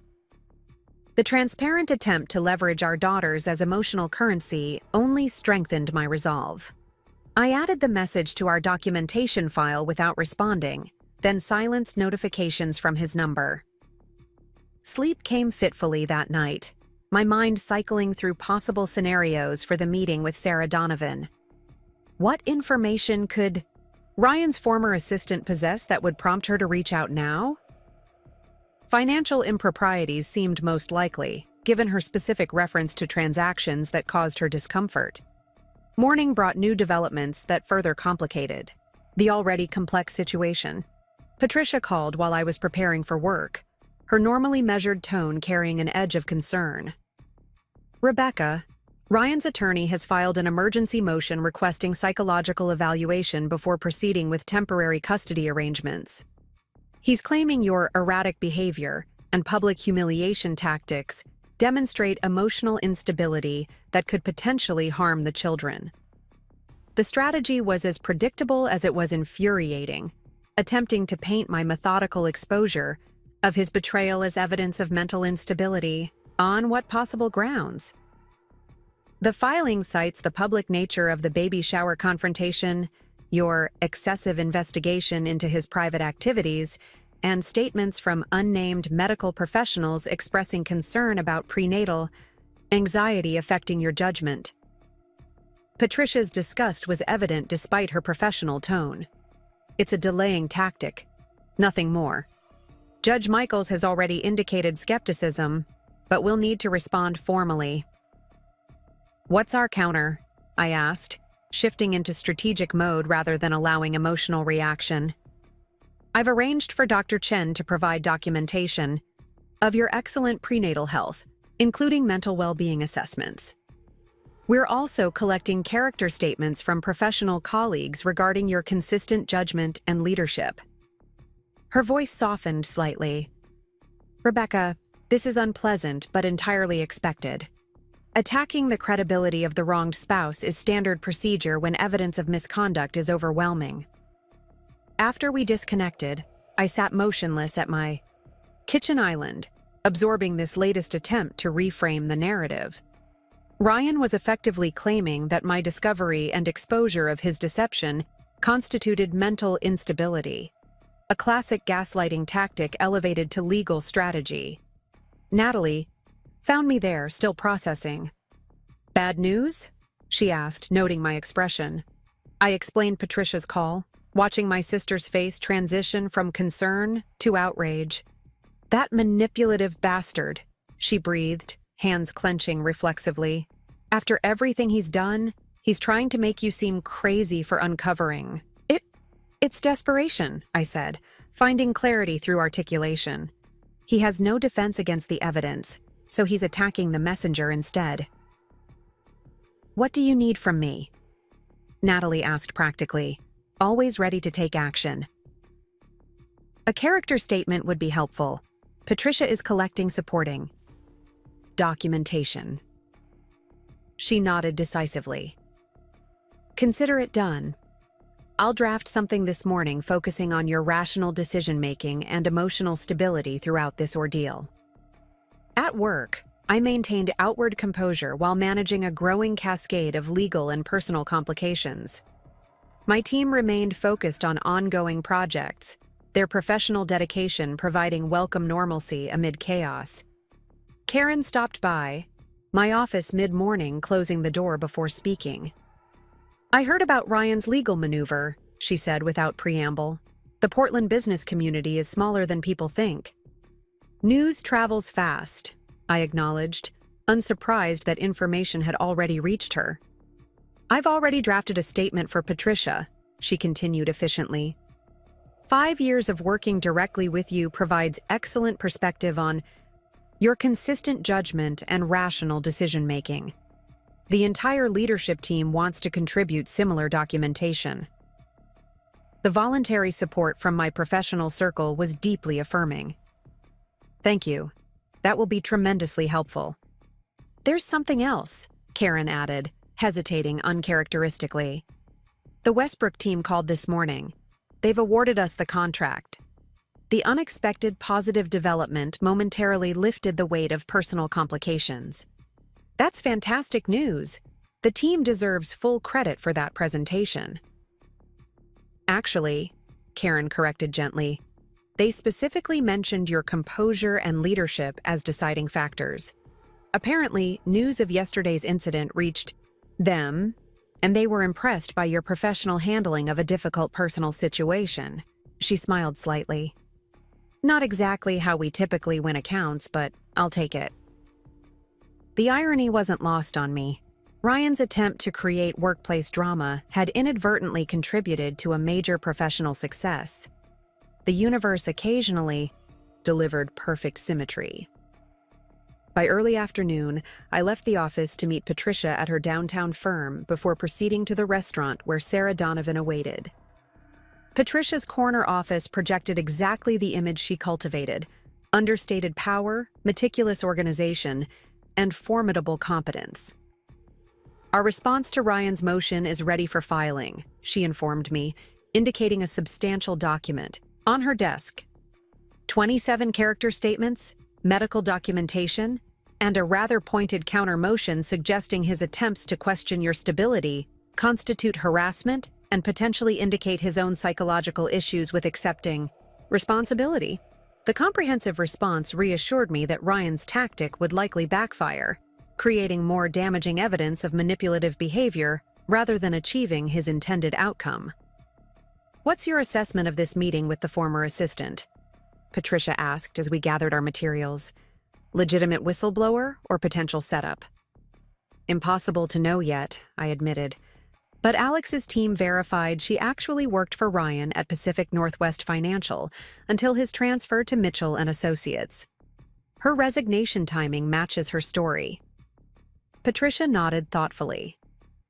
"That establishes baseline credibility, but we'll proceed cautiously. I'll lead the questioning to maintain professional distance. If it appears legitimate, we can explore further. If not, we'll conclude politely and depart." Riverview Terrace occupied the 20th floor of a downtown office tower, its panoramic windows overlooking the Willamette River and West Hills beyond. The restaurant catered primarily to business clientele, with well-spaced tables and private booths ensuring discretion for sensitive conversations. Sarah Donovan awaited us in a corner booth, her professional attire and carefully maintained appearance suggesting someone accustomed to corporate environments. She appeared to be in her early 30s, with an alert, intelligent expression that assessed us thoroughly as we approached. "Mrs. Mitchell," she greeted me, extending her hand. "Thank you for agreeing to meet, and you must be Ms. Winters," she added, acknowledging Patricia with appropriate recognition of her reputation. As we settled into the booth, I noted Sarah's nervous mannerisms, adjusting her water glass, rearranging silverware, suggesting genuine anxiety rather than practiced deception. "Before we begin," Patricia stated professionally, "I should clarify that anything discussed here may potentially be used in ongoing legal proceedings. Are you comfortable with that understanding?" Sarah nodded firmly. "That's precisely why I reached out. Some things shouldn't remain hidden, especially when children are involved." The direct reference to my pregnancy suggested personal rather than merely professional motivation. I studied her more carefully, searching for clues to her underlying purpose. "Ms. Donovan," I began cautiously, "you mentioned facilitating transactions that made you uncomfortable. Could you elaborate?" Sarah glanced around, confirming our privacy before reaching into her leather portfolio. "I managed Ryan's schedule and correspondence for 3 years at Pacific Northwest Financial. During that time, I observed patterns that initially seemed merely unethical, but eventually crossed into potentially illegal territory." She extracted a thumb drive and several printed documents, placing them carefully on the table between us. "Last year, Ryan began routing client investments through shell companies before they reached their intended destinations. The diversion typically lasted only 24 to 72 hours, long enough to generate significant interest in high-yield short-term accounts before the funds continued to their legitimate investments." Patricia leaned forward. Professional interest peaked. "You're describing a form of financial engineering." "I'm describing fraud," Sarah corrected firmly. "The clients weren't informed their funds were being temporarily diverted. The interest generated, which should have accrued to their benefit, was instead channeled to private accounts." She tapped the thumb drive. "These contain records of transfers I was instructed to process. Dates, amounts, account numbers. I maintained copies after realizing the potential implications." The revelation opened new dimensions to Ryan's deception. Not merely personal betrayal, but professional misconduct that potentially violated securities regulations and fiduciary duty. "Why did you leave your position?" I asked, attempting to understand her motivation for coming forward now. Sarah's expression tightened. "When Ryan announced his transfer to Mitchell & Associates, he asked me to accompany him. The promotion included significant salary increase and benefits. But it also came with explicit expectations about discretion regarding certain accounting practices." She exhaled slowly. "I realized I was being asked to participate in activities that could potentially result in criminal charges if discovered. I declined and resigned instead." Patricia maintained professional skepticism. "While this information is certainly concerning, I'm curious why you're bringing it to Mrs. Mitchell rather than regulatory authorities." "I considered reporting to the Securities Commission," Sarah acknowledged. "But without access to complete records, my evidence alone might be insufficient for formal investigation. When I saw the news about offshore accounts and systematic deception..." She looked directly at me. "I realized you might be assembling a more comprehensive case. One where my information could provide additional context." The explanation seemed reasonable, but something in her demeanor suggested additional motivation remained unstated. "There's more, isn't there?" I prompted gently. Sarah hesitated, internal conflict visible in her expression before resolution settled. "Ryan didn't just manipulate investments, he manipulated people." She drew a steadying breath. 3 female clients filed complaints about inappropriate advances during his tenure. Pacific Northwest Financial settled quietly each time, with confidentiality agreements and significant financial compensation. The pattern of predatory behavior extended beyond his personal life into his professional conduct, a systematic exploitation of power and position that apparently predated my relationship with him. "Do you have documentation of these settlements?" Patricia asked, professional tone masking what I recognized as intensified interest. Sarah nodded, indicating the materials before us. "Copies of the agreements with identifying client information, redacted to protect their privacy. I had access as part of my administrative duties." As our conversation continued, Sarah revealed an increasingly disturbing pattern of behavior spanning Ryan's entire professional career. Financial manipulation, romantic entanglements with clients, strategic advancement through exploitation of relationships.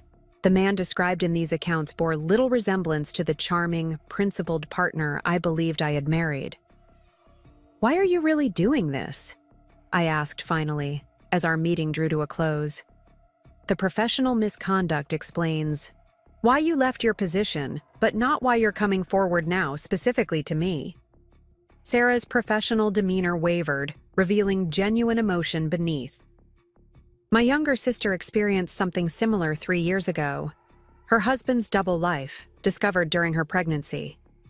She didn't have the resources or support to fight effectively. She met my gaze directly. She lost everything: financial, security, emotional stability, even partial custody temporarily while he painted her as unstable. I couldn't help her then. Perhaps I can help you now. The personal connection explained both her detailed attention to documentation and her timing. In coming forward, this wasn't merely a former employee with concerns about business practices, but a woman with personal investment encountering a pattern she'd witnessed devastate someone she loved. As Patricia carefully secured the evidence Sarah provided, I felt the ground shifting beneath me once again, each new revelation expanding the scope of Ryan's deception beyond what I'd previously imagined. The man I'd married existed primarily as carefully constructed fiction, a character performed with such conviction that even those closest to him had accepted the portrayal as reality. The information Sarah Donovan provided transformed the landscape of our legal strategy. What had begun as a relatively straightforward divorce involving infidelity and hidden assets now expanded to include potential securities fraud, client exploitation, and corporate malfeasance. Patricia wasted no time engaging a forensic accountant, specializing in financial crimes, to analyze the documentation, while discreetly consulting with a former Securities Commission investigator about potential regulatory implications. This changes our approach significantly, Patricia explained during our strategy session the following morning. Her office view of Mount Hood was obscured by rare Portland rain, matching the gravity of our discussion. Ryan's professional misconduct creates both opportunity and risk for your position. How so? I asked, mindful of the twins shifting restlessly as if sensing my tension. The opportunity is leverage, she explained, marking points on her legal pad with practiced precision. Evidence of financial impropriety significantly strengthens our negotiation position. Most clients in Ryan's situation become considerably more amenable to generous settlement terms when facing potential criminal investigations alongside divorce proceedings. And the risk? Patricia's expression tightened. If regulatory agencies become involved, assets could potentially be frozen during investigation or subjected to penalties and restitution requirements. That could complicate division of property and financial support arrangements. I considered this carefully, my protective instincts for my daughters crystallizing my priorities. So we need to secure adequate assets for the girls' future before any regulatory action might restrict them. Precisely, Patricia confirmed. I'm drafting an amended settlement proposal with expedited timeline. We'll approach Ryan's attorney with terms that protect your interests while offering him opportunity to resolve personal matters before addressing potential professional consequences. Will he recognize the implicit message? I wondered aloud. Patricia's smile held no warmth. Harrington is many things, but stupid isn't among them. He'll understand perfectly what's being offered and what remains unspoken. As I left Patricia's office, Eleanor called with unexpected news. William has scheduled a board meeting for tomorrow morning, she reported, her tone revealing carefully controlled concern. Ryan has apparently been contacting board members individually, attempting to secure allies against his removal. The desperation evident in this maneuver surprised me. Despite everything, Ryan still believed he could salvage his professional position through personal connections and family influence, apparently failing to recognize how thoroughly his actions had undermined both. Has he gained any support?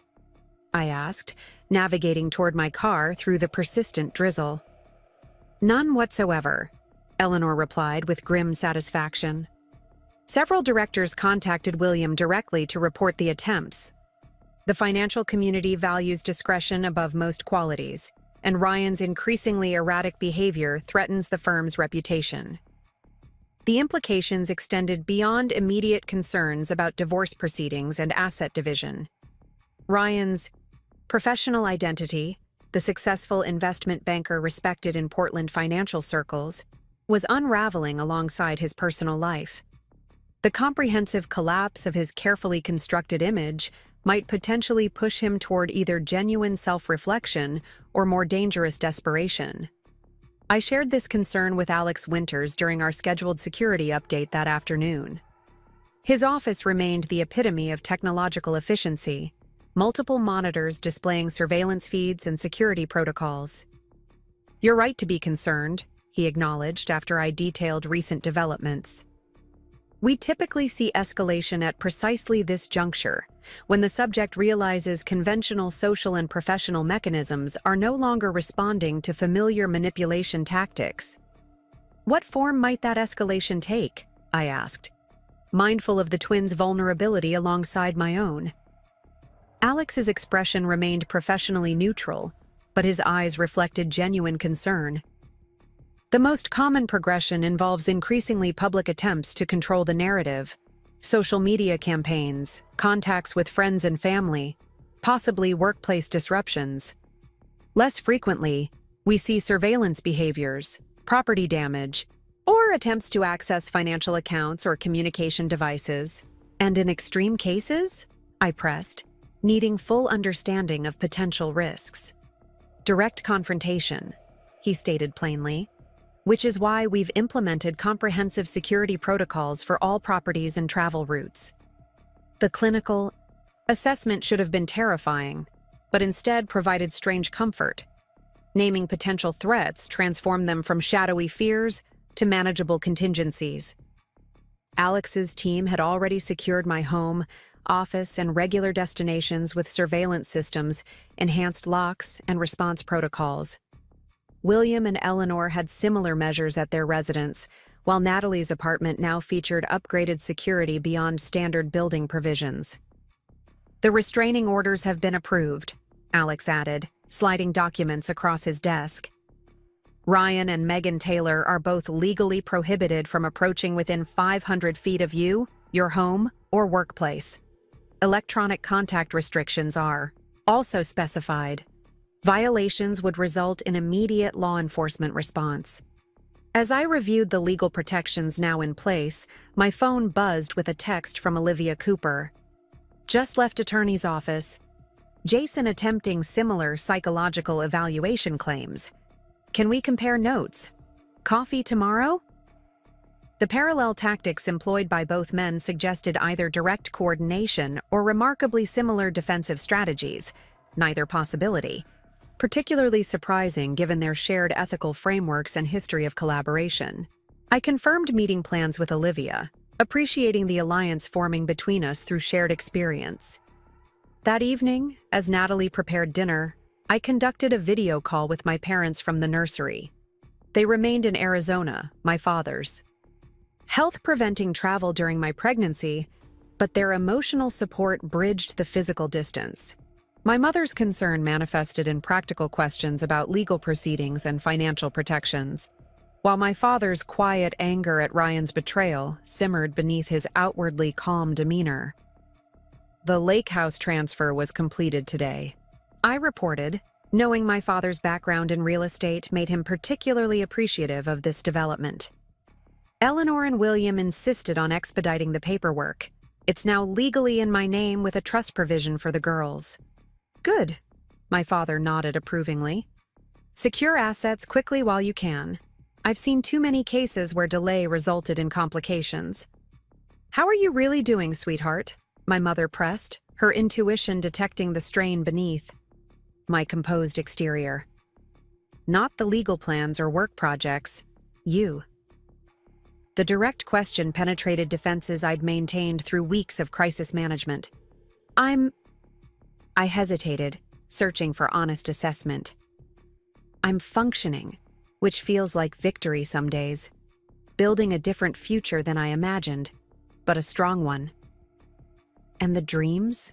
she asked softly, referencing the childhood pattern. She alone would remember. My tendency toward vivid, prophetic dreams during periods of significant transition. I smiled, surprised by her perception across thousands of miles. Ocean cliffs, twin toddlers laughing, freedom. My mother nodded, as if this confirmed something important. Trust those images, Rebecca. They're showing you the path forward. After disconnecting, I sat in the nursery rocking chair, contemplating my mother's insight. Throughout childhood and adolescence, my dream images had often crystallized truths my conscious mind resisted or hadn't yet recognized. The persistent vision of standing strong with my daughters against Pacific winds carried meaning beyond simple wish fulfillment. It represented a future self already emerging through present challenges. The following morning brought significant developments from multiple directions. Patricia called early with news that our amended settlement proposal had been delivered to Harrington's office with 48-hour response timeline. William reported that the Mitchell and Associates Board had unanimously approved Ryan's termination, effective immediately, with formal notification scheduled for noon. And Dr. Chen's office confirmed that my latest tests showed the twins developing perfectly despite ongoing stress, with no indicators of premature labor risk. Each piece of information represented a boundary established, a protection secured, a confirmation of progress toward resolution. The machinery of consequence was functioning with impressive efficiency, transforming Ryan's actions into appropriate outcomes with or without his cooperation. My meeting with Olivia at Bridgetown Coffee House provided opportunity to compare experiences and strategies as we navigated parallel paths through betrayal and reconstruction. She arrived looking significantly changed from the polished socialite I'd known through couples' dinners and charity events, her designer wardrobe replaced with simple jeans and sweater, elaborate hairstyle now a practical bob, makeup minimal, but effective. "Freedom looks good on you," I observed as she settled across from me, herbal tea steaming between us. She laughed, the sound genuinely amused rather than socially performative. "Doesn't it? I've donated half my clothes to women's shelters and canceled 3 country club memberships. Turns out, maintaining Jason's preferred image was exhausting." "How are the legal proceedings progressing?" I asked, recognizing similar lightness in myself despite serious circumstances. "His psychological evaluation claims were dismissed yesterday," she reported with satisfaction. My attorney presented evidence of Jason's offshore transactions as demonstration of premeditated deception rather than impulsive behavior, effectively arguing that his actions showed clear psychological stability and capacity for advanced planning. "Clever approach," I noted appreciatively. Patricia used similar logic in our response. "These men," Olivia mused, shaking her head slightly. "They genuinely believe they're the victims in this scenario. Jason told his attorney I drove him to deception through emotional manipulation and unreasonable expectations. Ryan's claiming pregnancy hormones have rendered me temporarily unstable," I countered, the absurdity striking us both simultaneously. Our laughter drew curious glances from nearby patrons, 2 visibly pregnant women finding humor in circumstances most would consider tragic. The shared mirth felt healing, transforming individual pain into collective strength through recognition of common experience. As our conversation continued, Olivia revealed additional developments in her situation. Jason's Denver apartment lease has been exposed, his attorneys attempting to characterize it as legitimate business accommodation, but the fully furnished nursery is somewhat difficult to explain in that context. "Nursery?" I repeated, confused given their childless status. Olivia's expression darkened momentarily.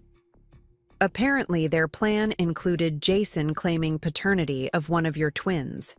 They'd researched genetic testing protocols for determining paternity in fraternal twins, planning to assert that Ryan wasn't father to both children. The calculated cruelty of this contingency plan momentarily stole my breath. That's monstrous," Olivia completed firmly. and ultimately, the evidence that convinced Jason's parents to support me instead of him. They've been wonderful, actually, much like your experience with Eleanor and William. The conversation shifted to future plans, Olivia's decision to resume her interrupted medical education, my strategies for balancing maternity leave with ongoing executive responsibilities. As we spoke, I noticed her occasionally glancing toward the cafe entrance with unusual alertness. "Is everything okay?" I asked during one such moment. She hesitated, then admitted, "Jason followed me yesterday. Nothing threatening, just watching from his car outside my apartment. My security team documented it, but it left me unsettled." The escalation pattern Alex had outlined was apparently manifesting in Jason's behavior as well. "Has your attorney filed for restraining orders?" "Processing now," she confirmed. "Should be finalized by tomorrow." As we prepared to leave, Olivia surprised me with unexpected news. "I've been contacted by another woman, someone from Jason and Ryan's graduate program at Stanford. Apparently, their pattern of coordinated manipulation extends back at least a decade. She's willing to provide documentation if it would strengthen our cases." The expanding network of evidence against both men suggested their behavior represented long-established patterns rather than situational aberrations. Systematic exploitation of trust running far deeper than I'd initially realized. I provided Patricia's contact information, recognizing the potential value of establishing historical precedent for their deceptive practices. Returning to the office, I found our creative team energized by the Westbrook account confirmation and already developing preliminary concepts for their rebranding campaign.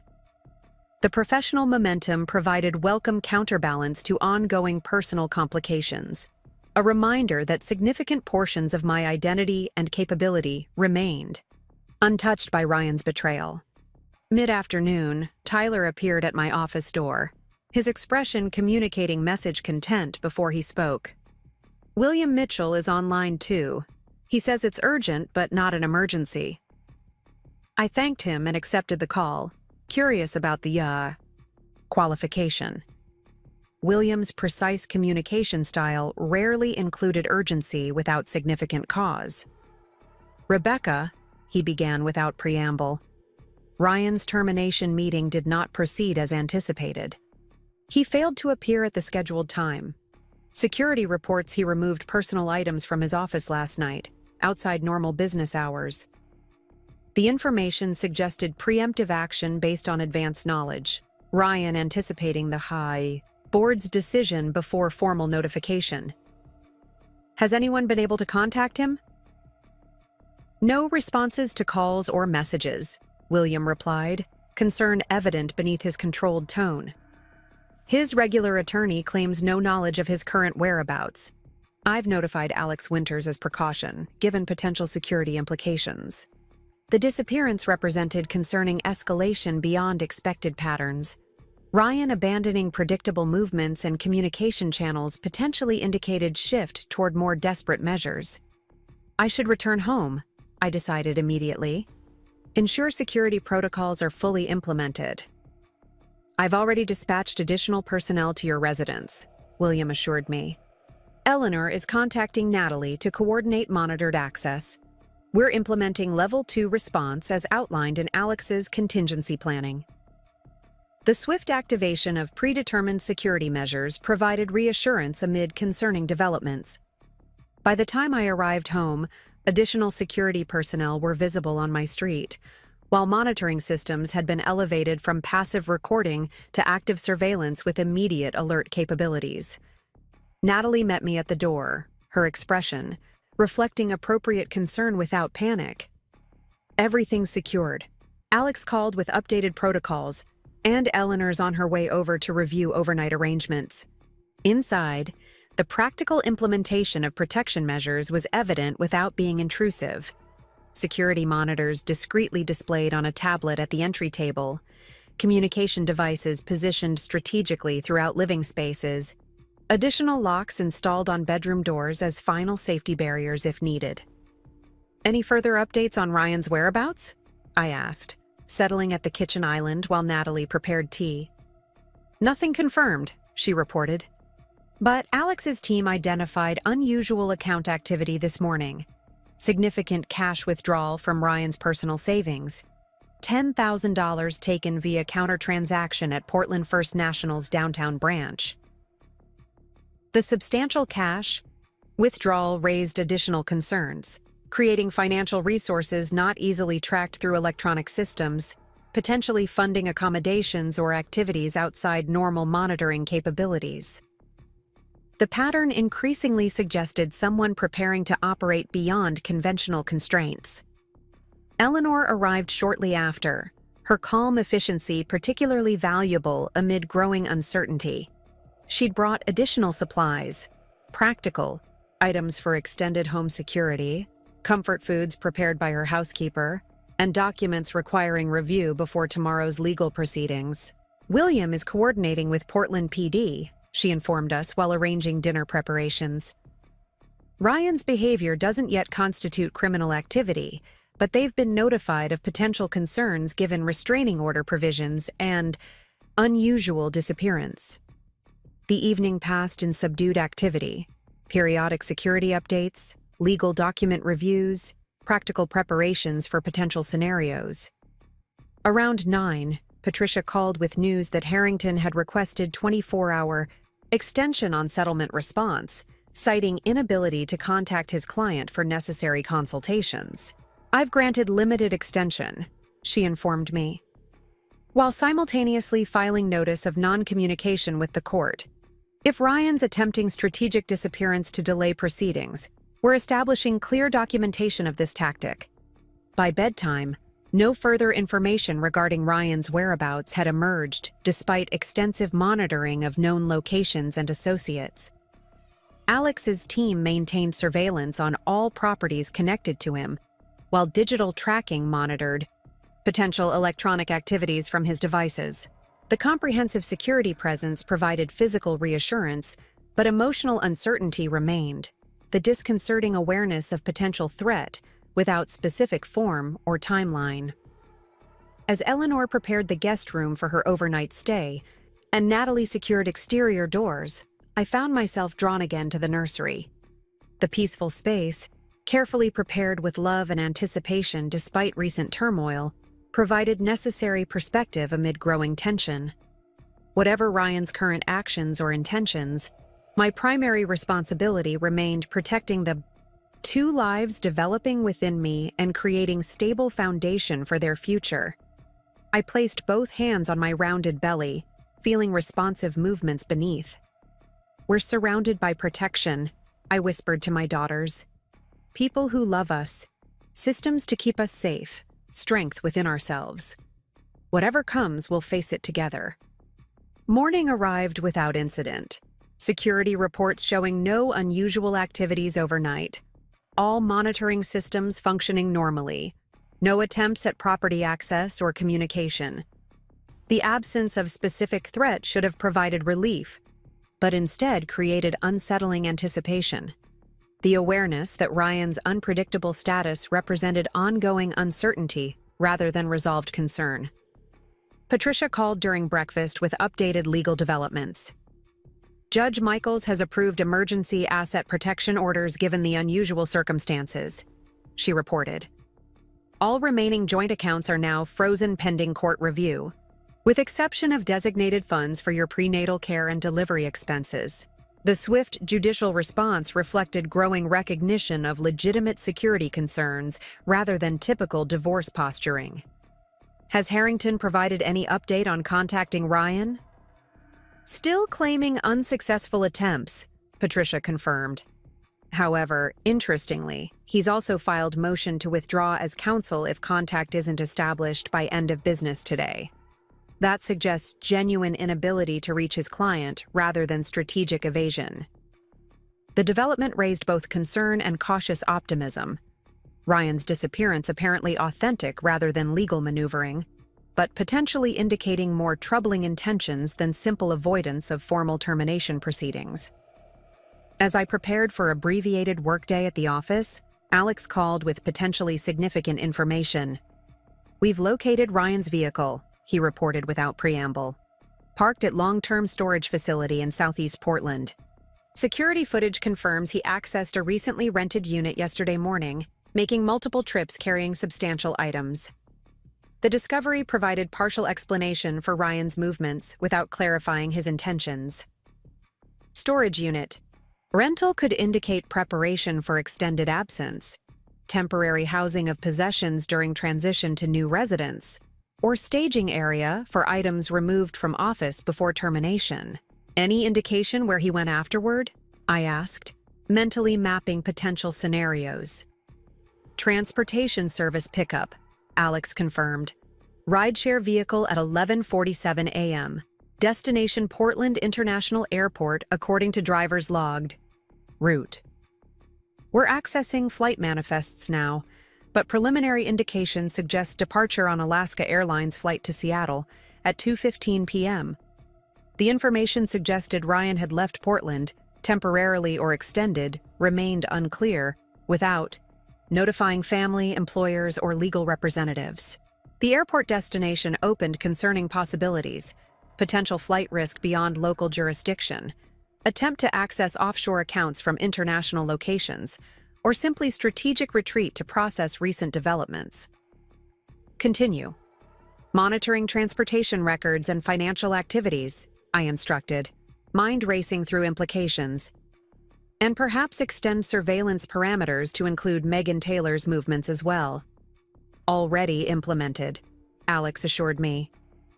"Ms. Taylor's residence is under observation, and her credit card showed purchase at Portland Airport parking garage yesterday afternoon, shortly after Ryan's rideshare arrival."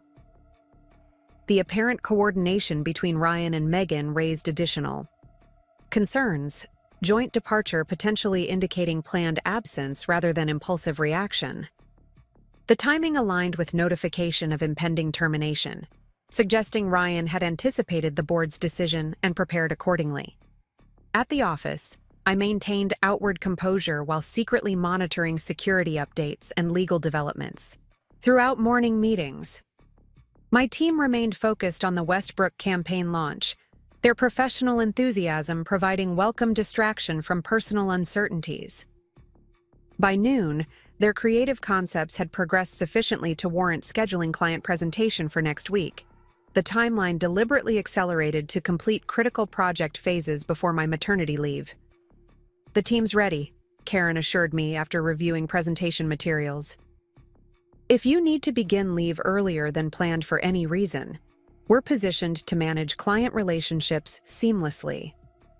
Her careful phrasing acknowledged unspoken awareness of my complicated circumstances while offering practical support. "Thank you," I replied sincerely. "I appreciate the contingency planning." Early afternoon brought significant development. Alex's team confirmed Ryan and Megan had indeed departed Portland together, but their ultimate destination wasn't Seattle as initially indicated. After landing, they'd connected to secondary flight, bound for Cancun, Mexico, arriving late yesterday evening. Credit card activity showed check-in at Oceanfront Resort outside primary tourist areas, with reservation extending 2 weeks. The international departure created both relief and complication. Physical distance significantly reduced immediate security concerns, while potentially complicating legal proceedings and financial resolutions. Mexico's status outside certain enforcement agreements could affect court orders, while Ryan's presence beyond U.S. jurisdiction might delay critical divorce provisions. I shared this information with Patricia during our scheduled update call. "Mexico," she repeated thoughtfully. "Interesting choice. Outside immediate reach but not truly beyond legal frameworks. Suggests temporary retreat rather than permanent evasion." "Assessment matches financial indicators," I noted, reviewing Alex's latest report. "No evidence of substantial asset transfers beyond initial cash withdrawal. Hotel reservation shows 2-week duration with standard cancellation policies rather than extended booking. Likely cooling off period," Patricia suggested. "Temporary retreat from immediate pressures while maintaining option to return once initial crisis stabilizes. Actually simplifies our immediate proceedings." demonstrates avoidance behavior that courts typically view unfavorably in custody and asset division considerations. The characterization aligned with emerging understanding of Ryan's fundamental nature, someone who ultimately prioritized personal comfort and reputation preservation above principled positions. His departure represented neither courageous stand nor complete abandonment, but rather temporary postponement of unavoidable consequences. That evening, as security teams maintained vigilant monitoring despite reduced immediate concern, I accepted William and Eleanor's invitation to dinner at their home. The formal dining room that had once intimidated me now represented sanctuary. Familiar faces gathered around shared purpose, supportive presence amid ongoing uncertainty. William raised his water glass in understated toast. To clarity emerging from confusion, he offered simply. The sentiment perfectly captured our collective experience. Painful revelations ultimately providing foundation for authentic understanding and purposeful action.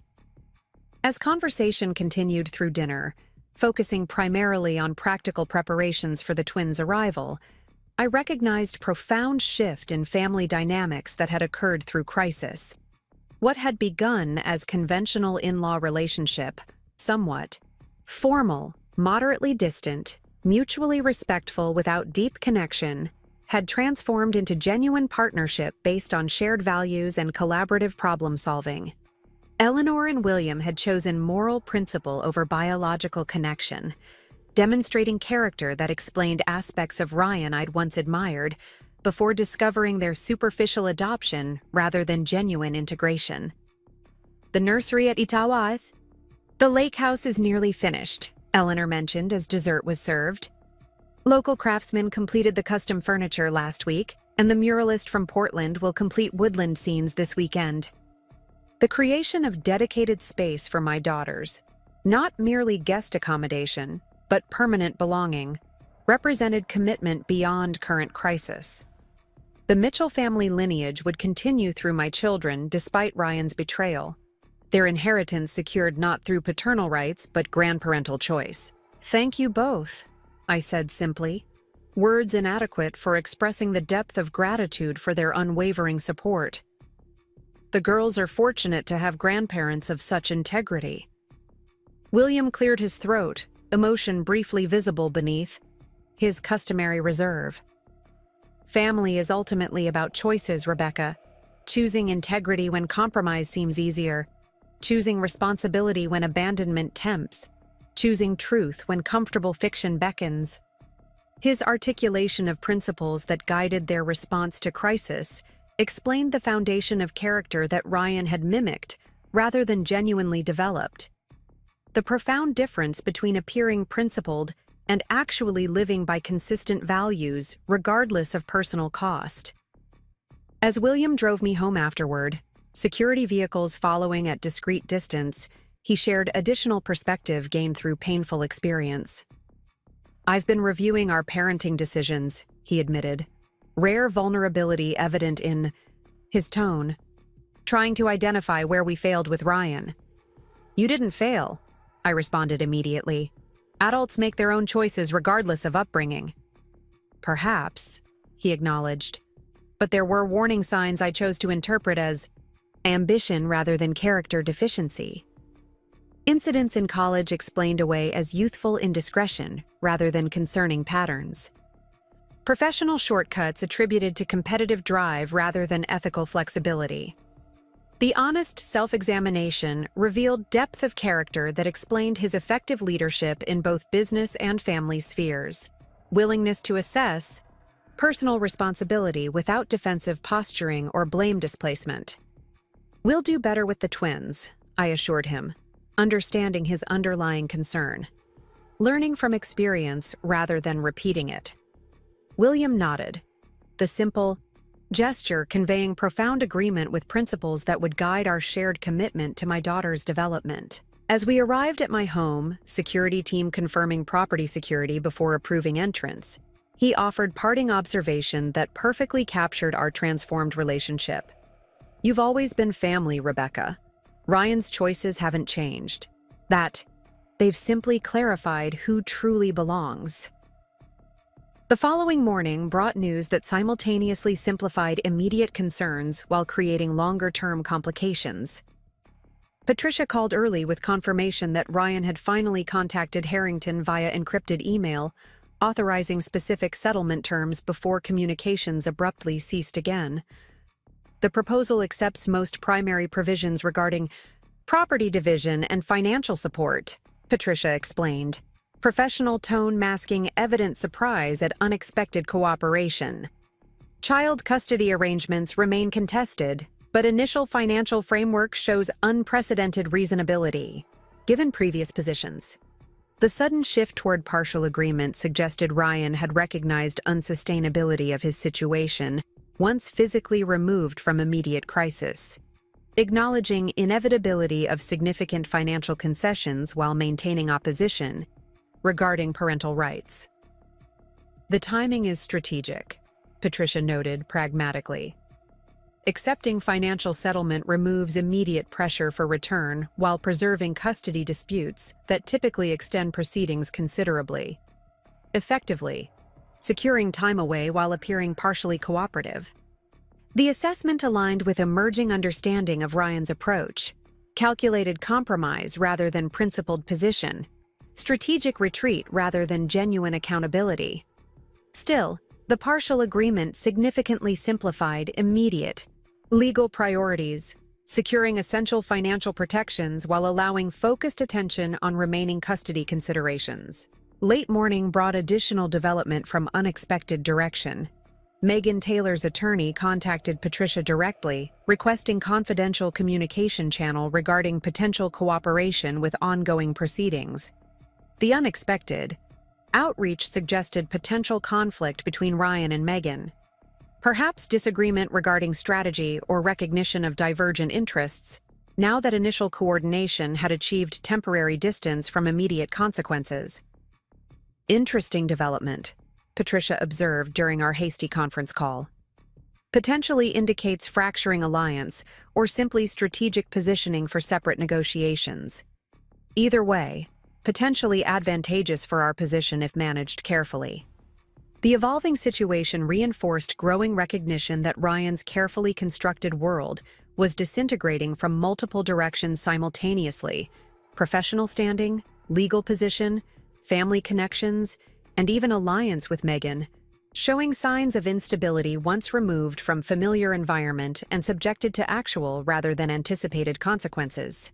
The early December snow fell softly outside my hospital window, transforming Portland's skyline into a glistening wonderland that seemed fitting for new beginnings.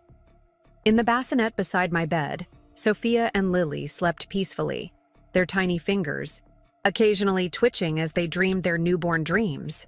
Born just 18 hours earlier after a surprisingly smooth delivery, my daughters had entered the world with determined cries and perfect health, 7 pounds each, with dark hair and the unmistakable Mitchell blue eyes. Eleanor dozed in the Kia recliner by the window, her usually perfect posture softened by exhaustion after supporting me through 14 hours of labor. She had remained steadfastly at my side throughout the entire process, coaching breathing techniques with surprising expertise, while William paced the waiting room, alternating between tense phone calls and distributing elaborate gift baskets to the nursing staff.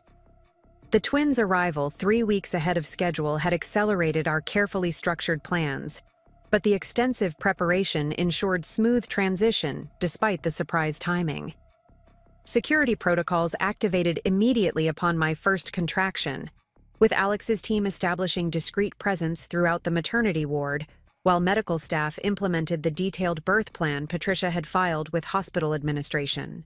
Ryan's name appeared nowhere on hospital documentation, my careful legal preparations ensuring his absence created no procedural complications regarding the twins' care or my medical decisions. The birth certificates listed me as sole parent, with provisions for later amendment should court-ordered paternity and custody arrangements eventually warrant inclusion. A soft knock interrupted my peaceful contemplation. The door opened slightly to reveal Natalie's face, her expression transforming. from cautious inquiry to delighted surprise upon seeing me awake.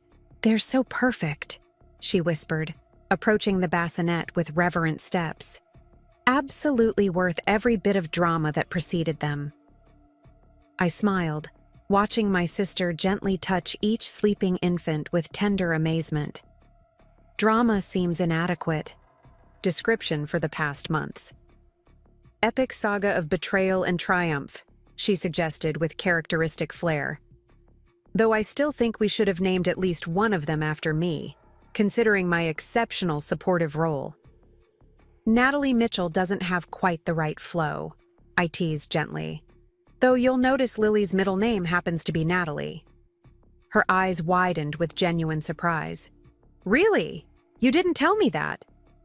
"Some surprises are worth preserving," I replied, enjoying her delight at this recognition.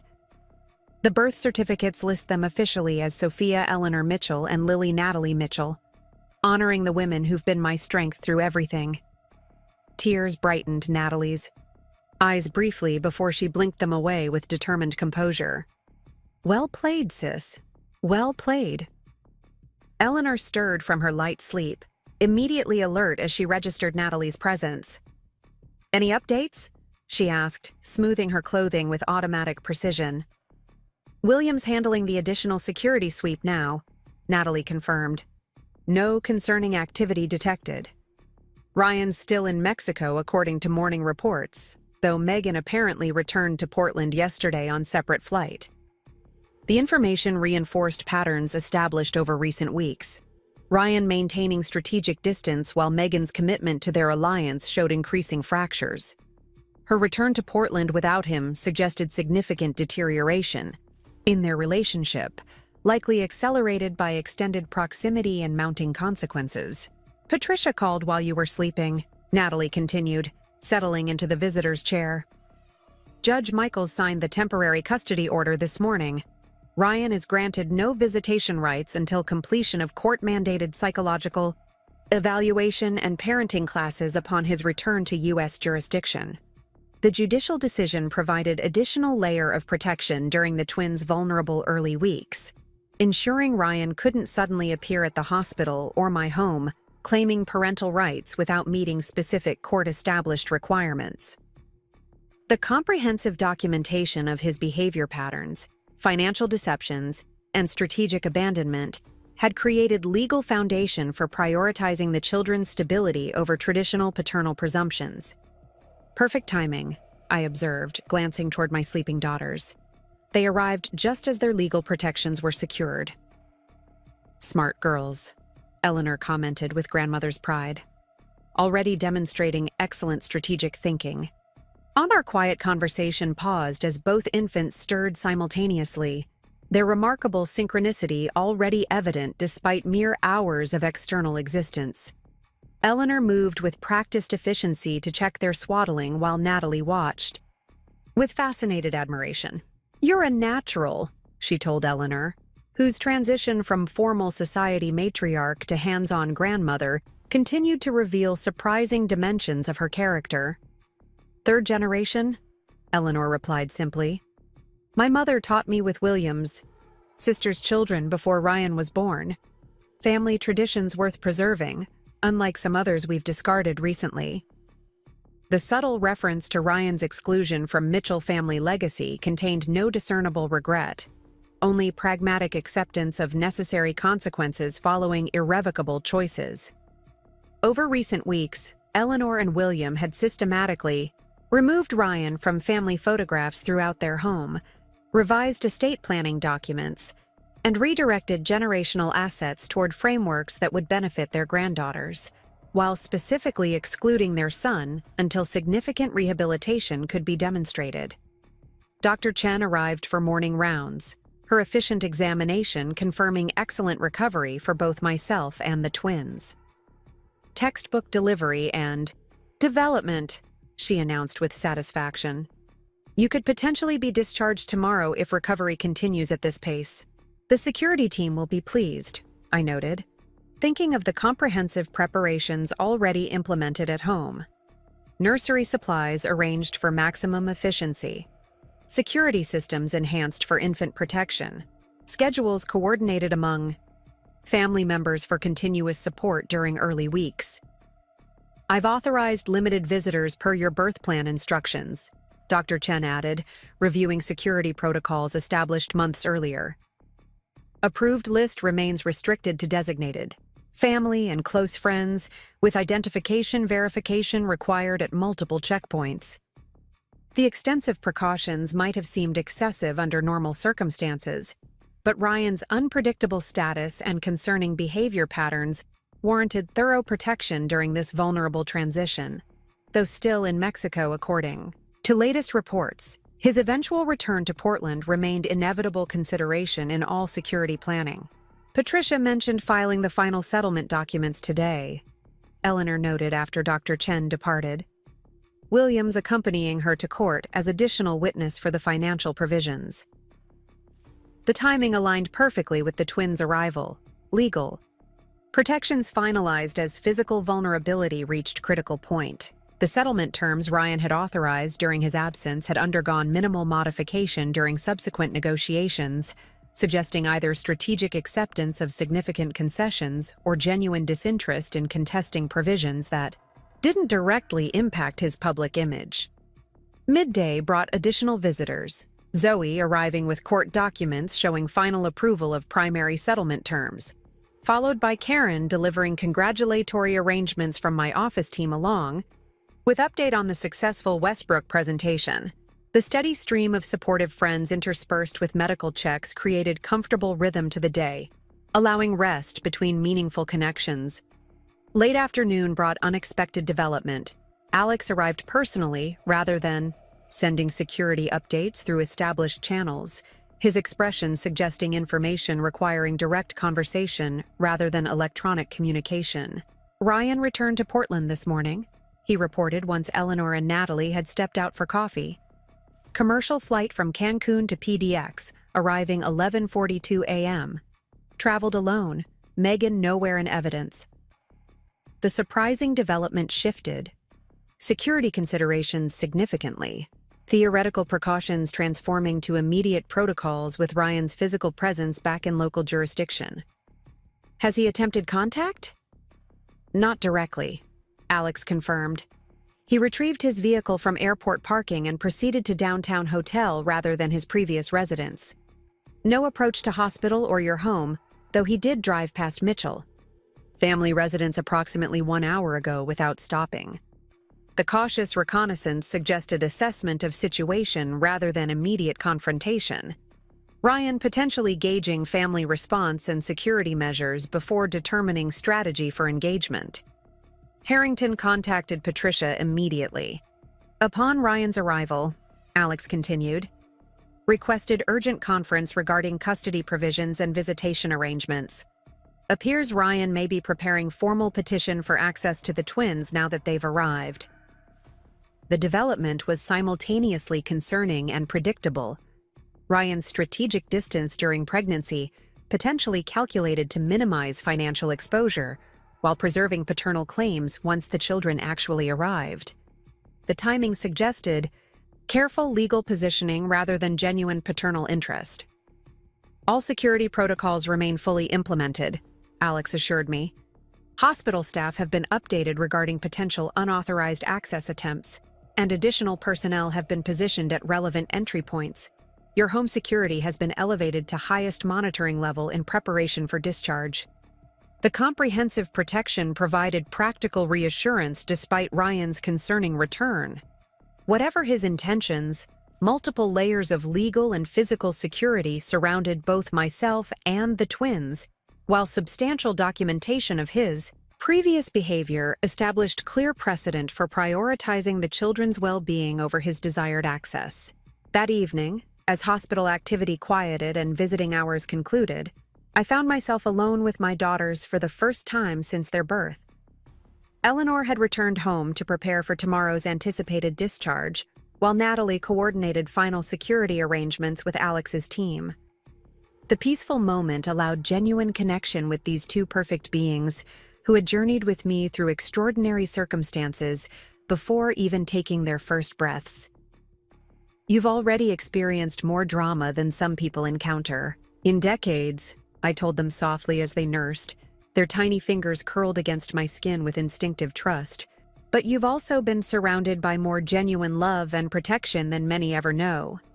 That's the balance we'll maintain moving forward, acknowledging life's complications while ensuring you always feel secure within them.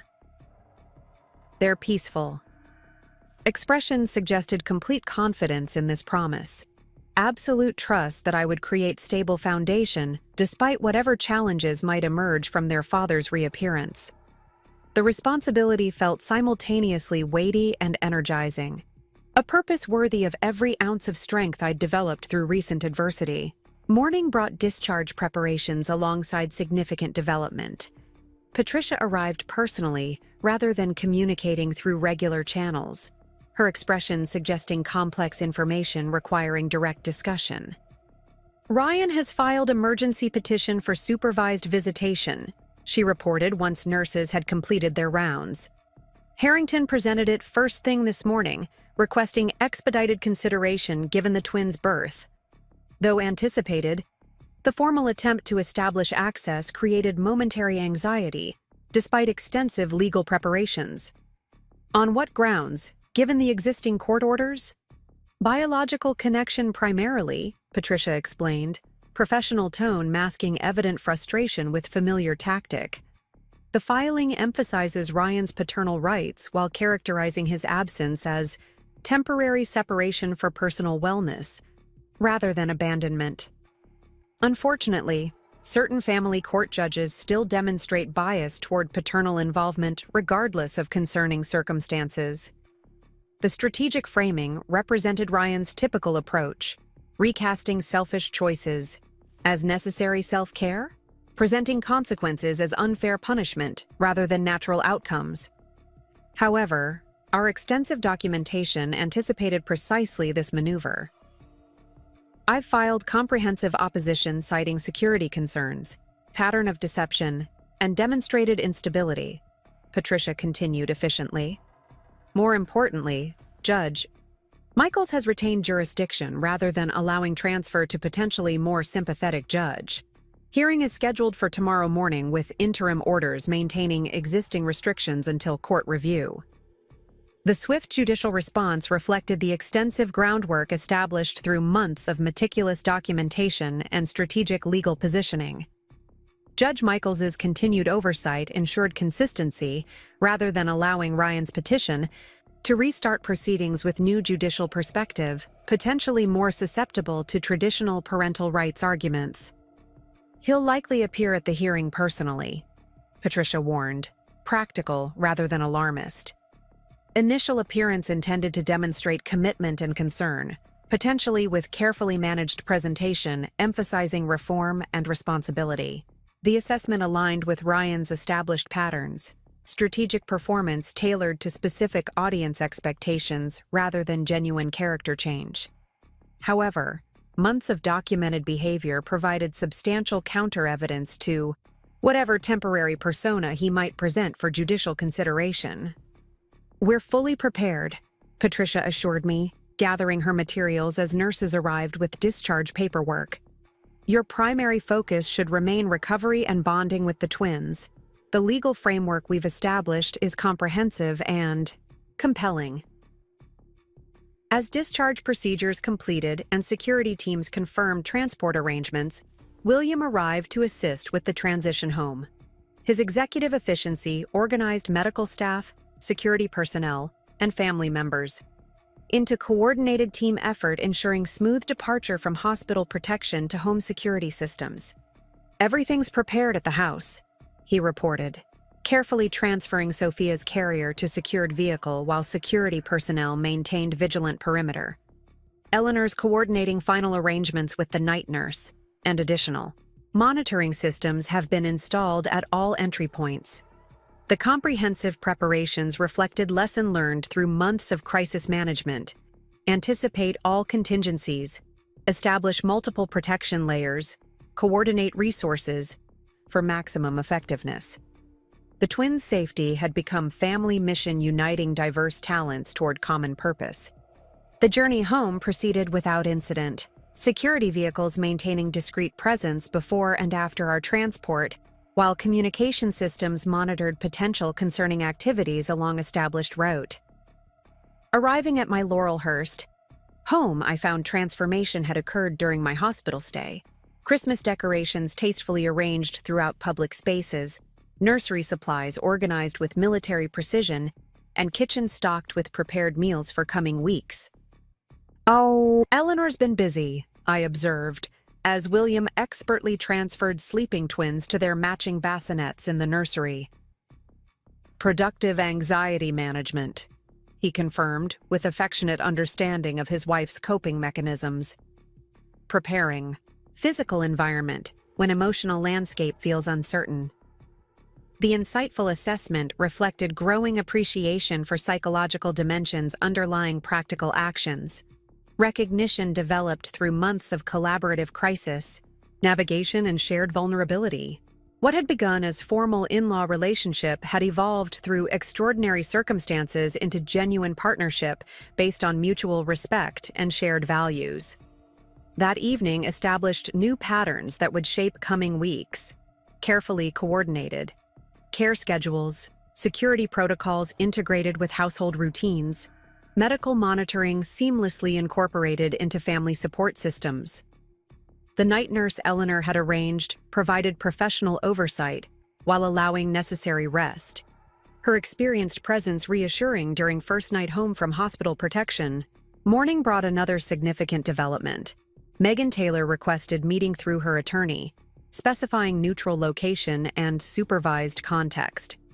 The unexpected outreach suggested potential cooperation distinct from Ryan's interests, perhaps recognition that continued alliance no longer served her position effectively. After consulting with Patricia and Alex regarding security considerations, I agreed to limited meeting at Patricia's office with appropriate protocols established. The potential information value outweighed minimal risk given comprehensive safeguards and Megan's apparent shift toward self-preservation rather than continued coordination with Ryan. William volunteered to remain with the twins during my brief absence, his protective grandparent role now seamlessly incorporated into daily security arrangements. Eleanor accompanied me to Patricia's office, her presence providing both practical support during my physical recovery and psychological reinforcement facing someone who had participated in extraordinary betrayal. Patricia's conference room provided appropriately neutral territory for the unusual meeting. Professional environment establishing clear boundaries while security personnel maintained discreet presence outside. Megan arrived punctually, accompanied by her attorney, but appearing significantly changed from the confident woman who had developed relationship with my husband while I carried his children. Her designer clothing had been replaced with conservative, business attire, elaborate styling simplified to practical presentation, demeanor suggesting genuine discomfort rather than strategic performance. The transformation likely reflected both practical consequences of recent weeks and psychological reassessment, following extended proximity to Ryan's unfiltered personality during their Mexican retreat. "Thank you for agreeing to meet," she began, after formal introductions, voice lacking previous confidence. "I realize there's no reason you should listen to anything I have to say." "That depends entirely on what information you're offering," Patricia responded professionally, establishing clear parameters. "Ms. Mitchell has agreed to this meeting solely based on potential relevance to ongoing legal matters." Megan nodded, accepting the boundaries without protest. "I understand. I'm here because—" She hesitated, seemingly struggling with articulation of complex motivation. "Because the situation has evolved beyond what I initially understood, and I believe certain information may be relevant to your security considerations." The careful phrasing suggested both self-protection and potential legitimate concern. Megan, distancing herself from Ryan's actions while potentially providing valuable information regarding his intentions. Patricia maintained professional skepticism while indicating permission to continue. "Ryan's return to Portland wasn't planned," Megan explained, glancing toward her attorney for reassurance. "Our arrangement in Mexico was supposed to continue through January, allowing legal matters to progress while maintaining distance from immediate consequences. His decision to return early was triggered by news reports of the twins' birth. The timeline confirmed our assessment of Ryan's strategic positioning, maintaining distance during financial negotiations while preserving opportunity to assert paternal rights once the children actually arrived. The calculation revealed continuing prioritization of self-interest rather than genuine concern for either my well-being or the twins' needs during critical medical event. His behavior changed significantly after seeing the birth announcement, Megan continued, discomfort evident in her expression. The public congratulations from the Mitchell family, particularly William and Eleanor's statement about their granddaughters, triggered something I hadn't previously witnessed. Eleanor's subtle shift beside me suggested recognition of the specific catalyst, the carefully worded press statement she and William had released following the twins' birth, expressing joy while notably omitting any reference to Ryan as father. The deliberate public erasure of his parental connection had apparently penetrated his carefully maintained detachment. He became obsessed with establishing legal connection to the children, Megan explained, maintaining careful distance in her phrasing. Not because of emotional attachment to them as individuals, but because their existence without his acknowledged paternity threatened his self-image and potential future claims. The assessment aligned perfectly with our understanding of Ryan's fundamental motivations: concern for appearance rather than substance, preservation of potential advantages rather than acceptance of responsibility. The twins represented both extension of his identity and potential access to Mitchell family resources rather than individuals deserving genuine parental commitment. While that's consistent with our understanding, Patricia noted professionally, it doesn't necessarily constitute new information warranting security concern. Ryan's petition for visitation is being addressed through appropriate legal channels. Megan exchanged glances with her attorney before continuing with evident reluctance. There's more. During our time in Mexico, Ryan maintained regular communication with Jason Cooper despite appearing isolated from other contacts. They discussed multiple scenarios for establishing paternal rights regardless of court rulings. The revelation of continued coordination between Ryan and Jason suggested concerning escalation beyond standard legal maneuvers, potential planning for extrajudicial approaches to achieving desired outcomes. Patricia's posture shifted subtly, professional detachment giving way to increased attention. What specifically did these scenarios entail? She prompted, tone maintaining careful neutrality despite evident interest in potential security implications. Mostly legal strategies initially, Megan clarified. But as frustration increased, discussions shifted toward alternative approaches to establishing presence in the children's lives. Nothing explicitly threatening, she added hastily, but concerning disregard for legal boundaries and court orders. The deliberately vague description suggested genuine concern about potential actions while maintaining sufficient distance to protect herself from direct involvement. Patricia skillfully extracted additional details through focused questioning, gradually assembling concerning pattern of Ryan's evolving perspective regarding access to the twins. His fundamental belief is that legal restrictions are temporary obstacles rather than binding limitations, Megan explained after extensive discussion.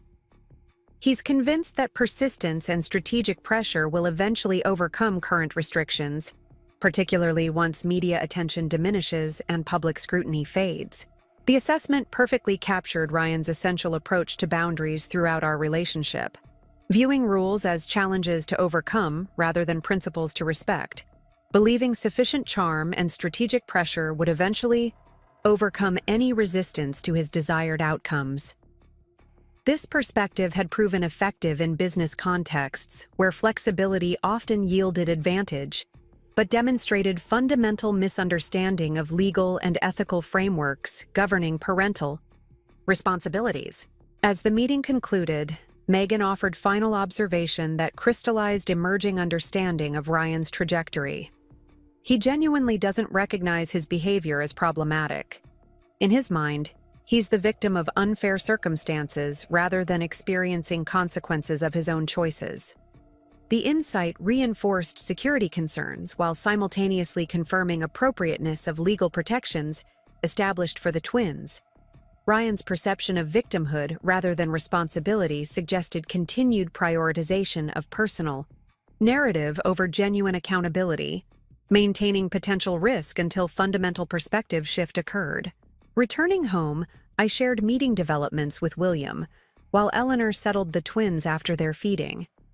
His expression reflected complex mixture of parental grief and protective determination as he absorbed further evidence of his son's fundamental character deficiencies.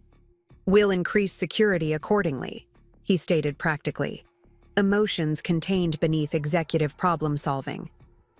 Alex has already implemented enhanced monitoring protocols given Ryan's return, but we'll add additional parameters based on this information. The calm efficiency masked deeper process I'd come to recognize during our months navigating crisis together. William's tendency to channel emotional distress into productive action rather than expressive processing. The approach had initially appeared coldly pragmatic, but experience revealed its protective function for both himself and those depending on his leadership during challenging circumstances. The following morning brought Patricia's court appearance opposing Ryan's emergency petition for visitation. Though still recovering from childbirth, I insisted on attending personally, my physical presence demonstrating both commitment to protecting my daughters and refusal to allow Ryan's maneuvering to proceed without direct witness. The family. Court's formal atmosphere contrasted sharply with peaceful home environment I'd left temporarily. Institutional setting emphasizing legal rather than emotional dimensions of parental relationships. Ryan occupied position across the courtroom, his appearance meticulously calibrated for maximum sympathetic impact. Conservative suit suggesting stability, carefully trimmed hair projecting responsibility, expression balanced between concern and restraint to convey reasonable paternal interest rather than demanding entitlement. Judge Michaels entered with characteristic efficiency, her no-nonsense demeanor suggesting limited patience for strategic positioning rather than substantive argument. Her initial review of filed documents established comprehensive familiarity with case history rather than isolated consideration of current petition. The court has reviewed extensive documentation regarding circumstances leading to current custody and visitation restrictions, she noted professionally. Mr. Mitchell's petition requests substantial modification to existing orders based primarily on the children's birth rather than demonstrated change in concerning behavior patterns that necessitated initial restrictions. Ryan's attorney immediately launched carefully prepared argument emphasizing constitutional protection of parental rights, biological connection as fundamental consideration in family law, and potential developmental benefits of early paternal bonding despite complicated circumstances. The presentation strategically minimized Ryan's documented behavior while emphasizing theoretical benefits of father-child relationship, regardless of parental character. Patricia's counter-argument methodically dismantled these generalized assertions with specific documentation of Ryan's actions throughout pregnancy and following birth, abandoned responsibilities, prioritized personal comfort over family obligations, demonstrated pattern of deception regarding intentions, and strategic absence during critical medical events, followed by self-interested reappearance once potential advantage emerged.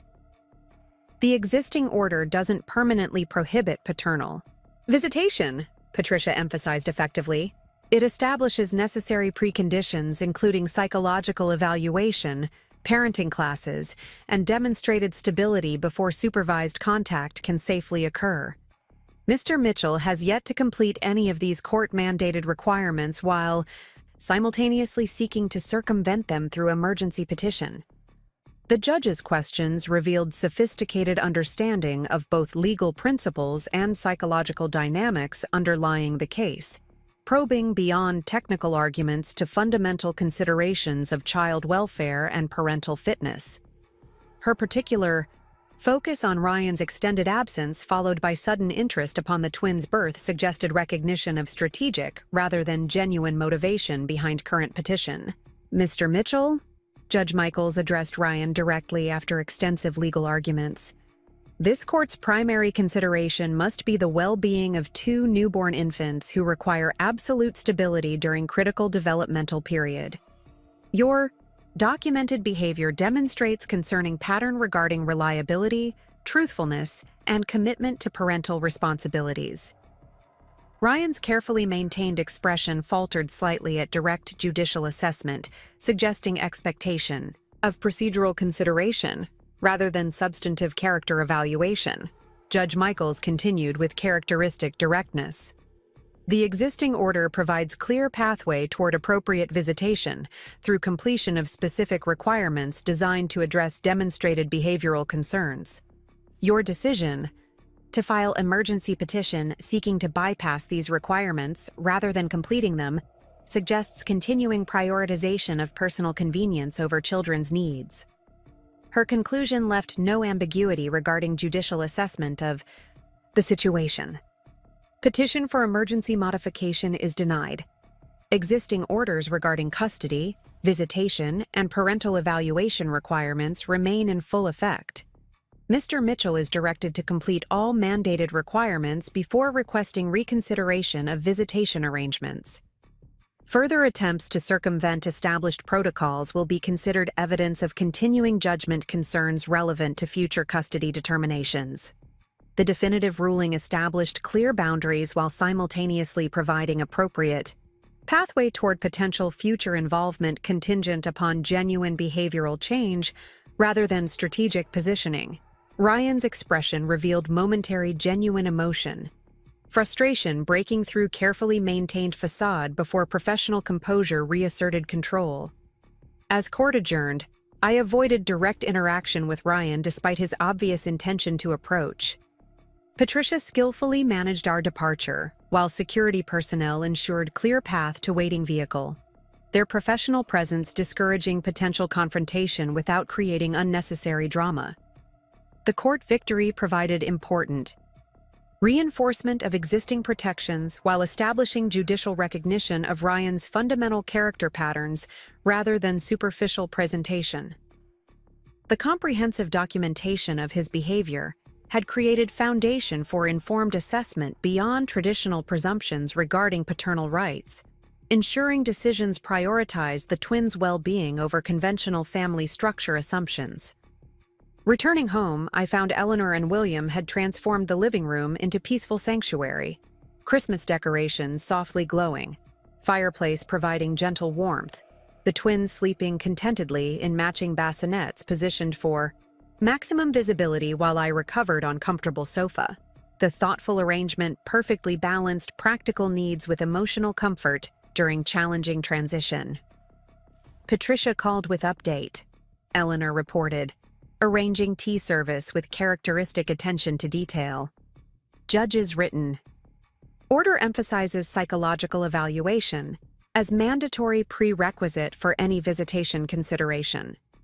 Patricia believes Ryan's attorney will recommend immediate compliance rather than further delay through appeals given judicial clarity regarding priorities. The assessment suggested potential shift toward pragmatic approach rather than continued resistance. Ryan potentially recognizing necessity of working within established framework rather than attempting to circumvent it through legal maneuvering. This evolution, while falling short of genuine character change, represented practical improvement regarding immediate security concerns. The following weeks established new patterns of both challenge and joy.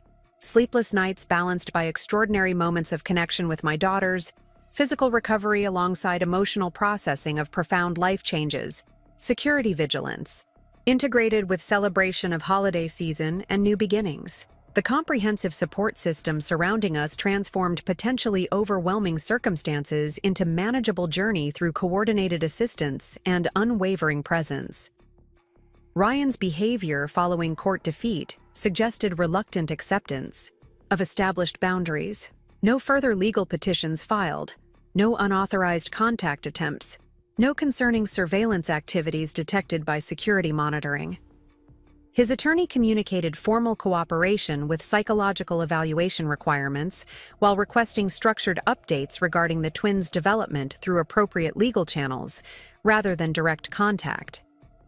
The measured response potentially indicated recognition that continued resistance would likely strengthen rather than weaken existing restrictions. Whether this represented genuine reassessment or merely strategic repositioning remained unclear, but the immediate practical effect provided welcome stability during critical early weeks with the twins.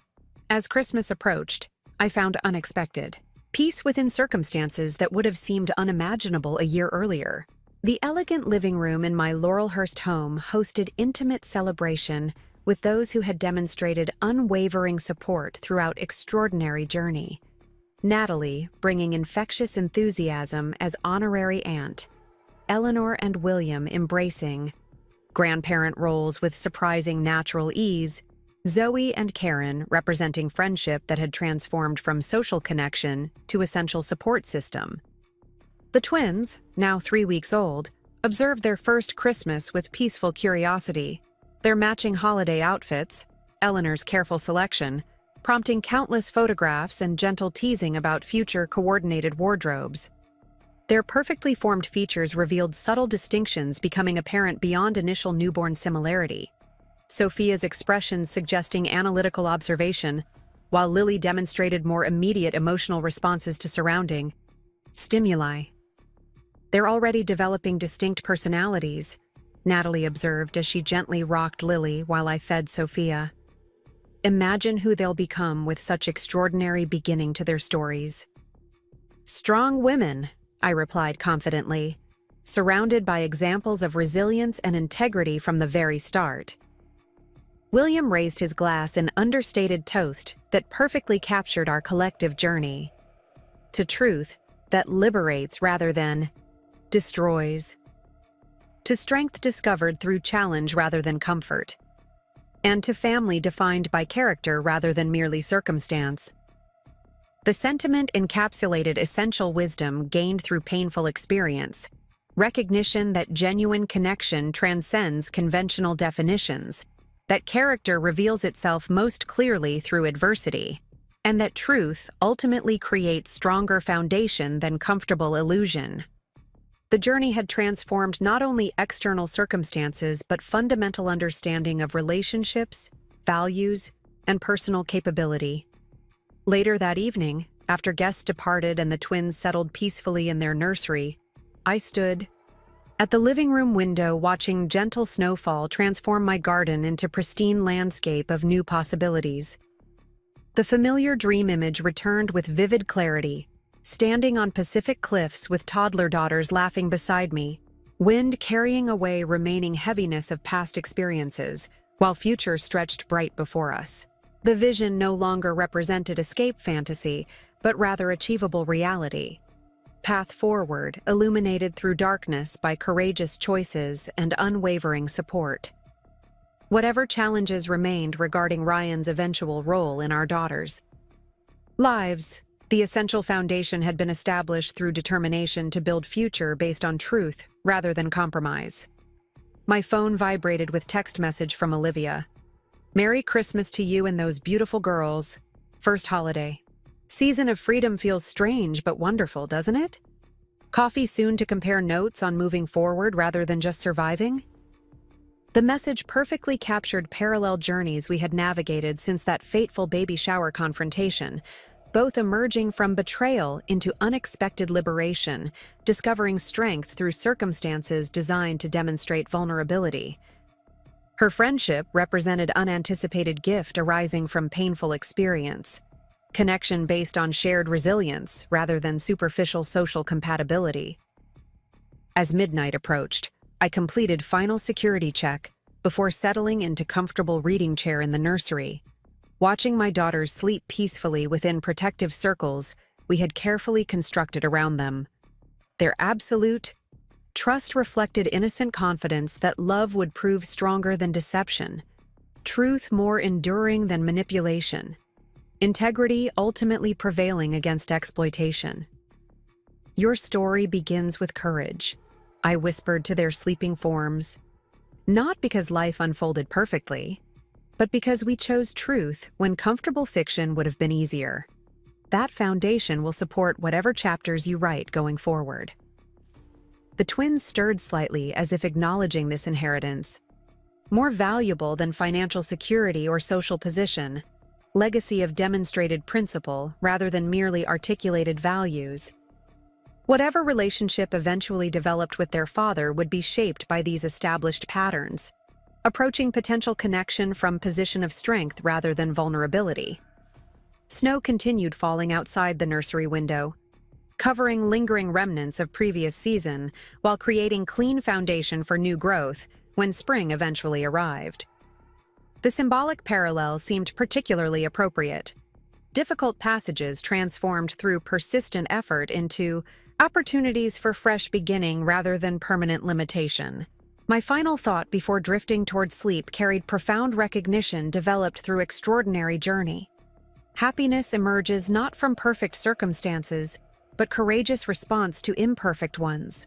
Strength develops through challenge, rather than comfort, and family ultimately transcends biological connection to encompass those who demonstrate unwavering commitment to shared values through both celebration and crisis. The dream returned once more, Pacific cliffs, laughing daughters, limitless horizon. But now additional figures joined the vision, Eleanor and William watching proudly from comfortable distance, Natalie demonstrating adventurous rock climbing. Techniques, Zoe and Karen engaged in animated conversation nearby. The expanded image no longer represented solitary survival, but rather collaborative thriving, journey shared rather than path walked alone. Morning light filtered through nursery curtains, illuminating new day in extraordinary journey that had transformed catastrophe into opportunity, betrayal into liberation, ending into beginning. Whatever challenges remained ahead, essential truth had been firmly established. Courage rather than compromise ultimately creates strongest foundation for both meaningful relationship and personal fulfillment. Sophia stirred first, her tiny movements triggering Lily's synchronized awakening with twin connection that transcended conscious communication. Their simultaneous expressions, peaceful curiosity rather than urgent demand, suggested emerging confidence in consistent response to their needs, developing trust in surrounding support system. As I gathered them for morning feeding, my mind briefly revisited the painful discovery that had initiated this transformative journey. Ryan's dating profile appearing unexpectedly while I carried his children, shattering illusion of shared commitment while revealing profound disconnection beneath superficial partnership. That devastating moment, which had initially appeared to destroy everything I valued, had ultimately cleared path toward authentic connection based on demonstrated character rather than projected image. The painful revelation had paradoxically created possibility for genuine relationship with those who remained after falsehood fell away. Connection grounded in truth rather than mutual performance. "Good morning, little ones," I whispered to my daughters as sunrise illuminated their perfect faces. "Welcome to another day of building something real together." Up next, you've got 2 more standout stories right on your screen. If this one hit the mark, you won't want to pass these up. Just click and check them out.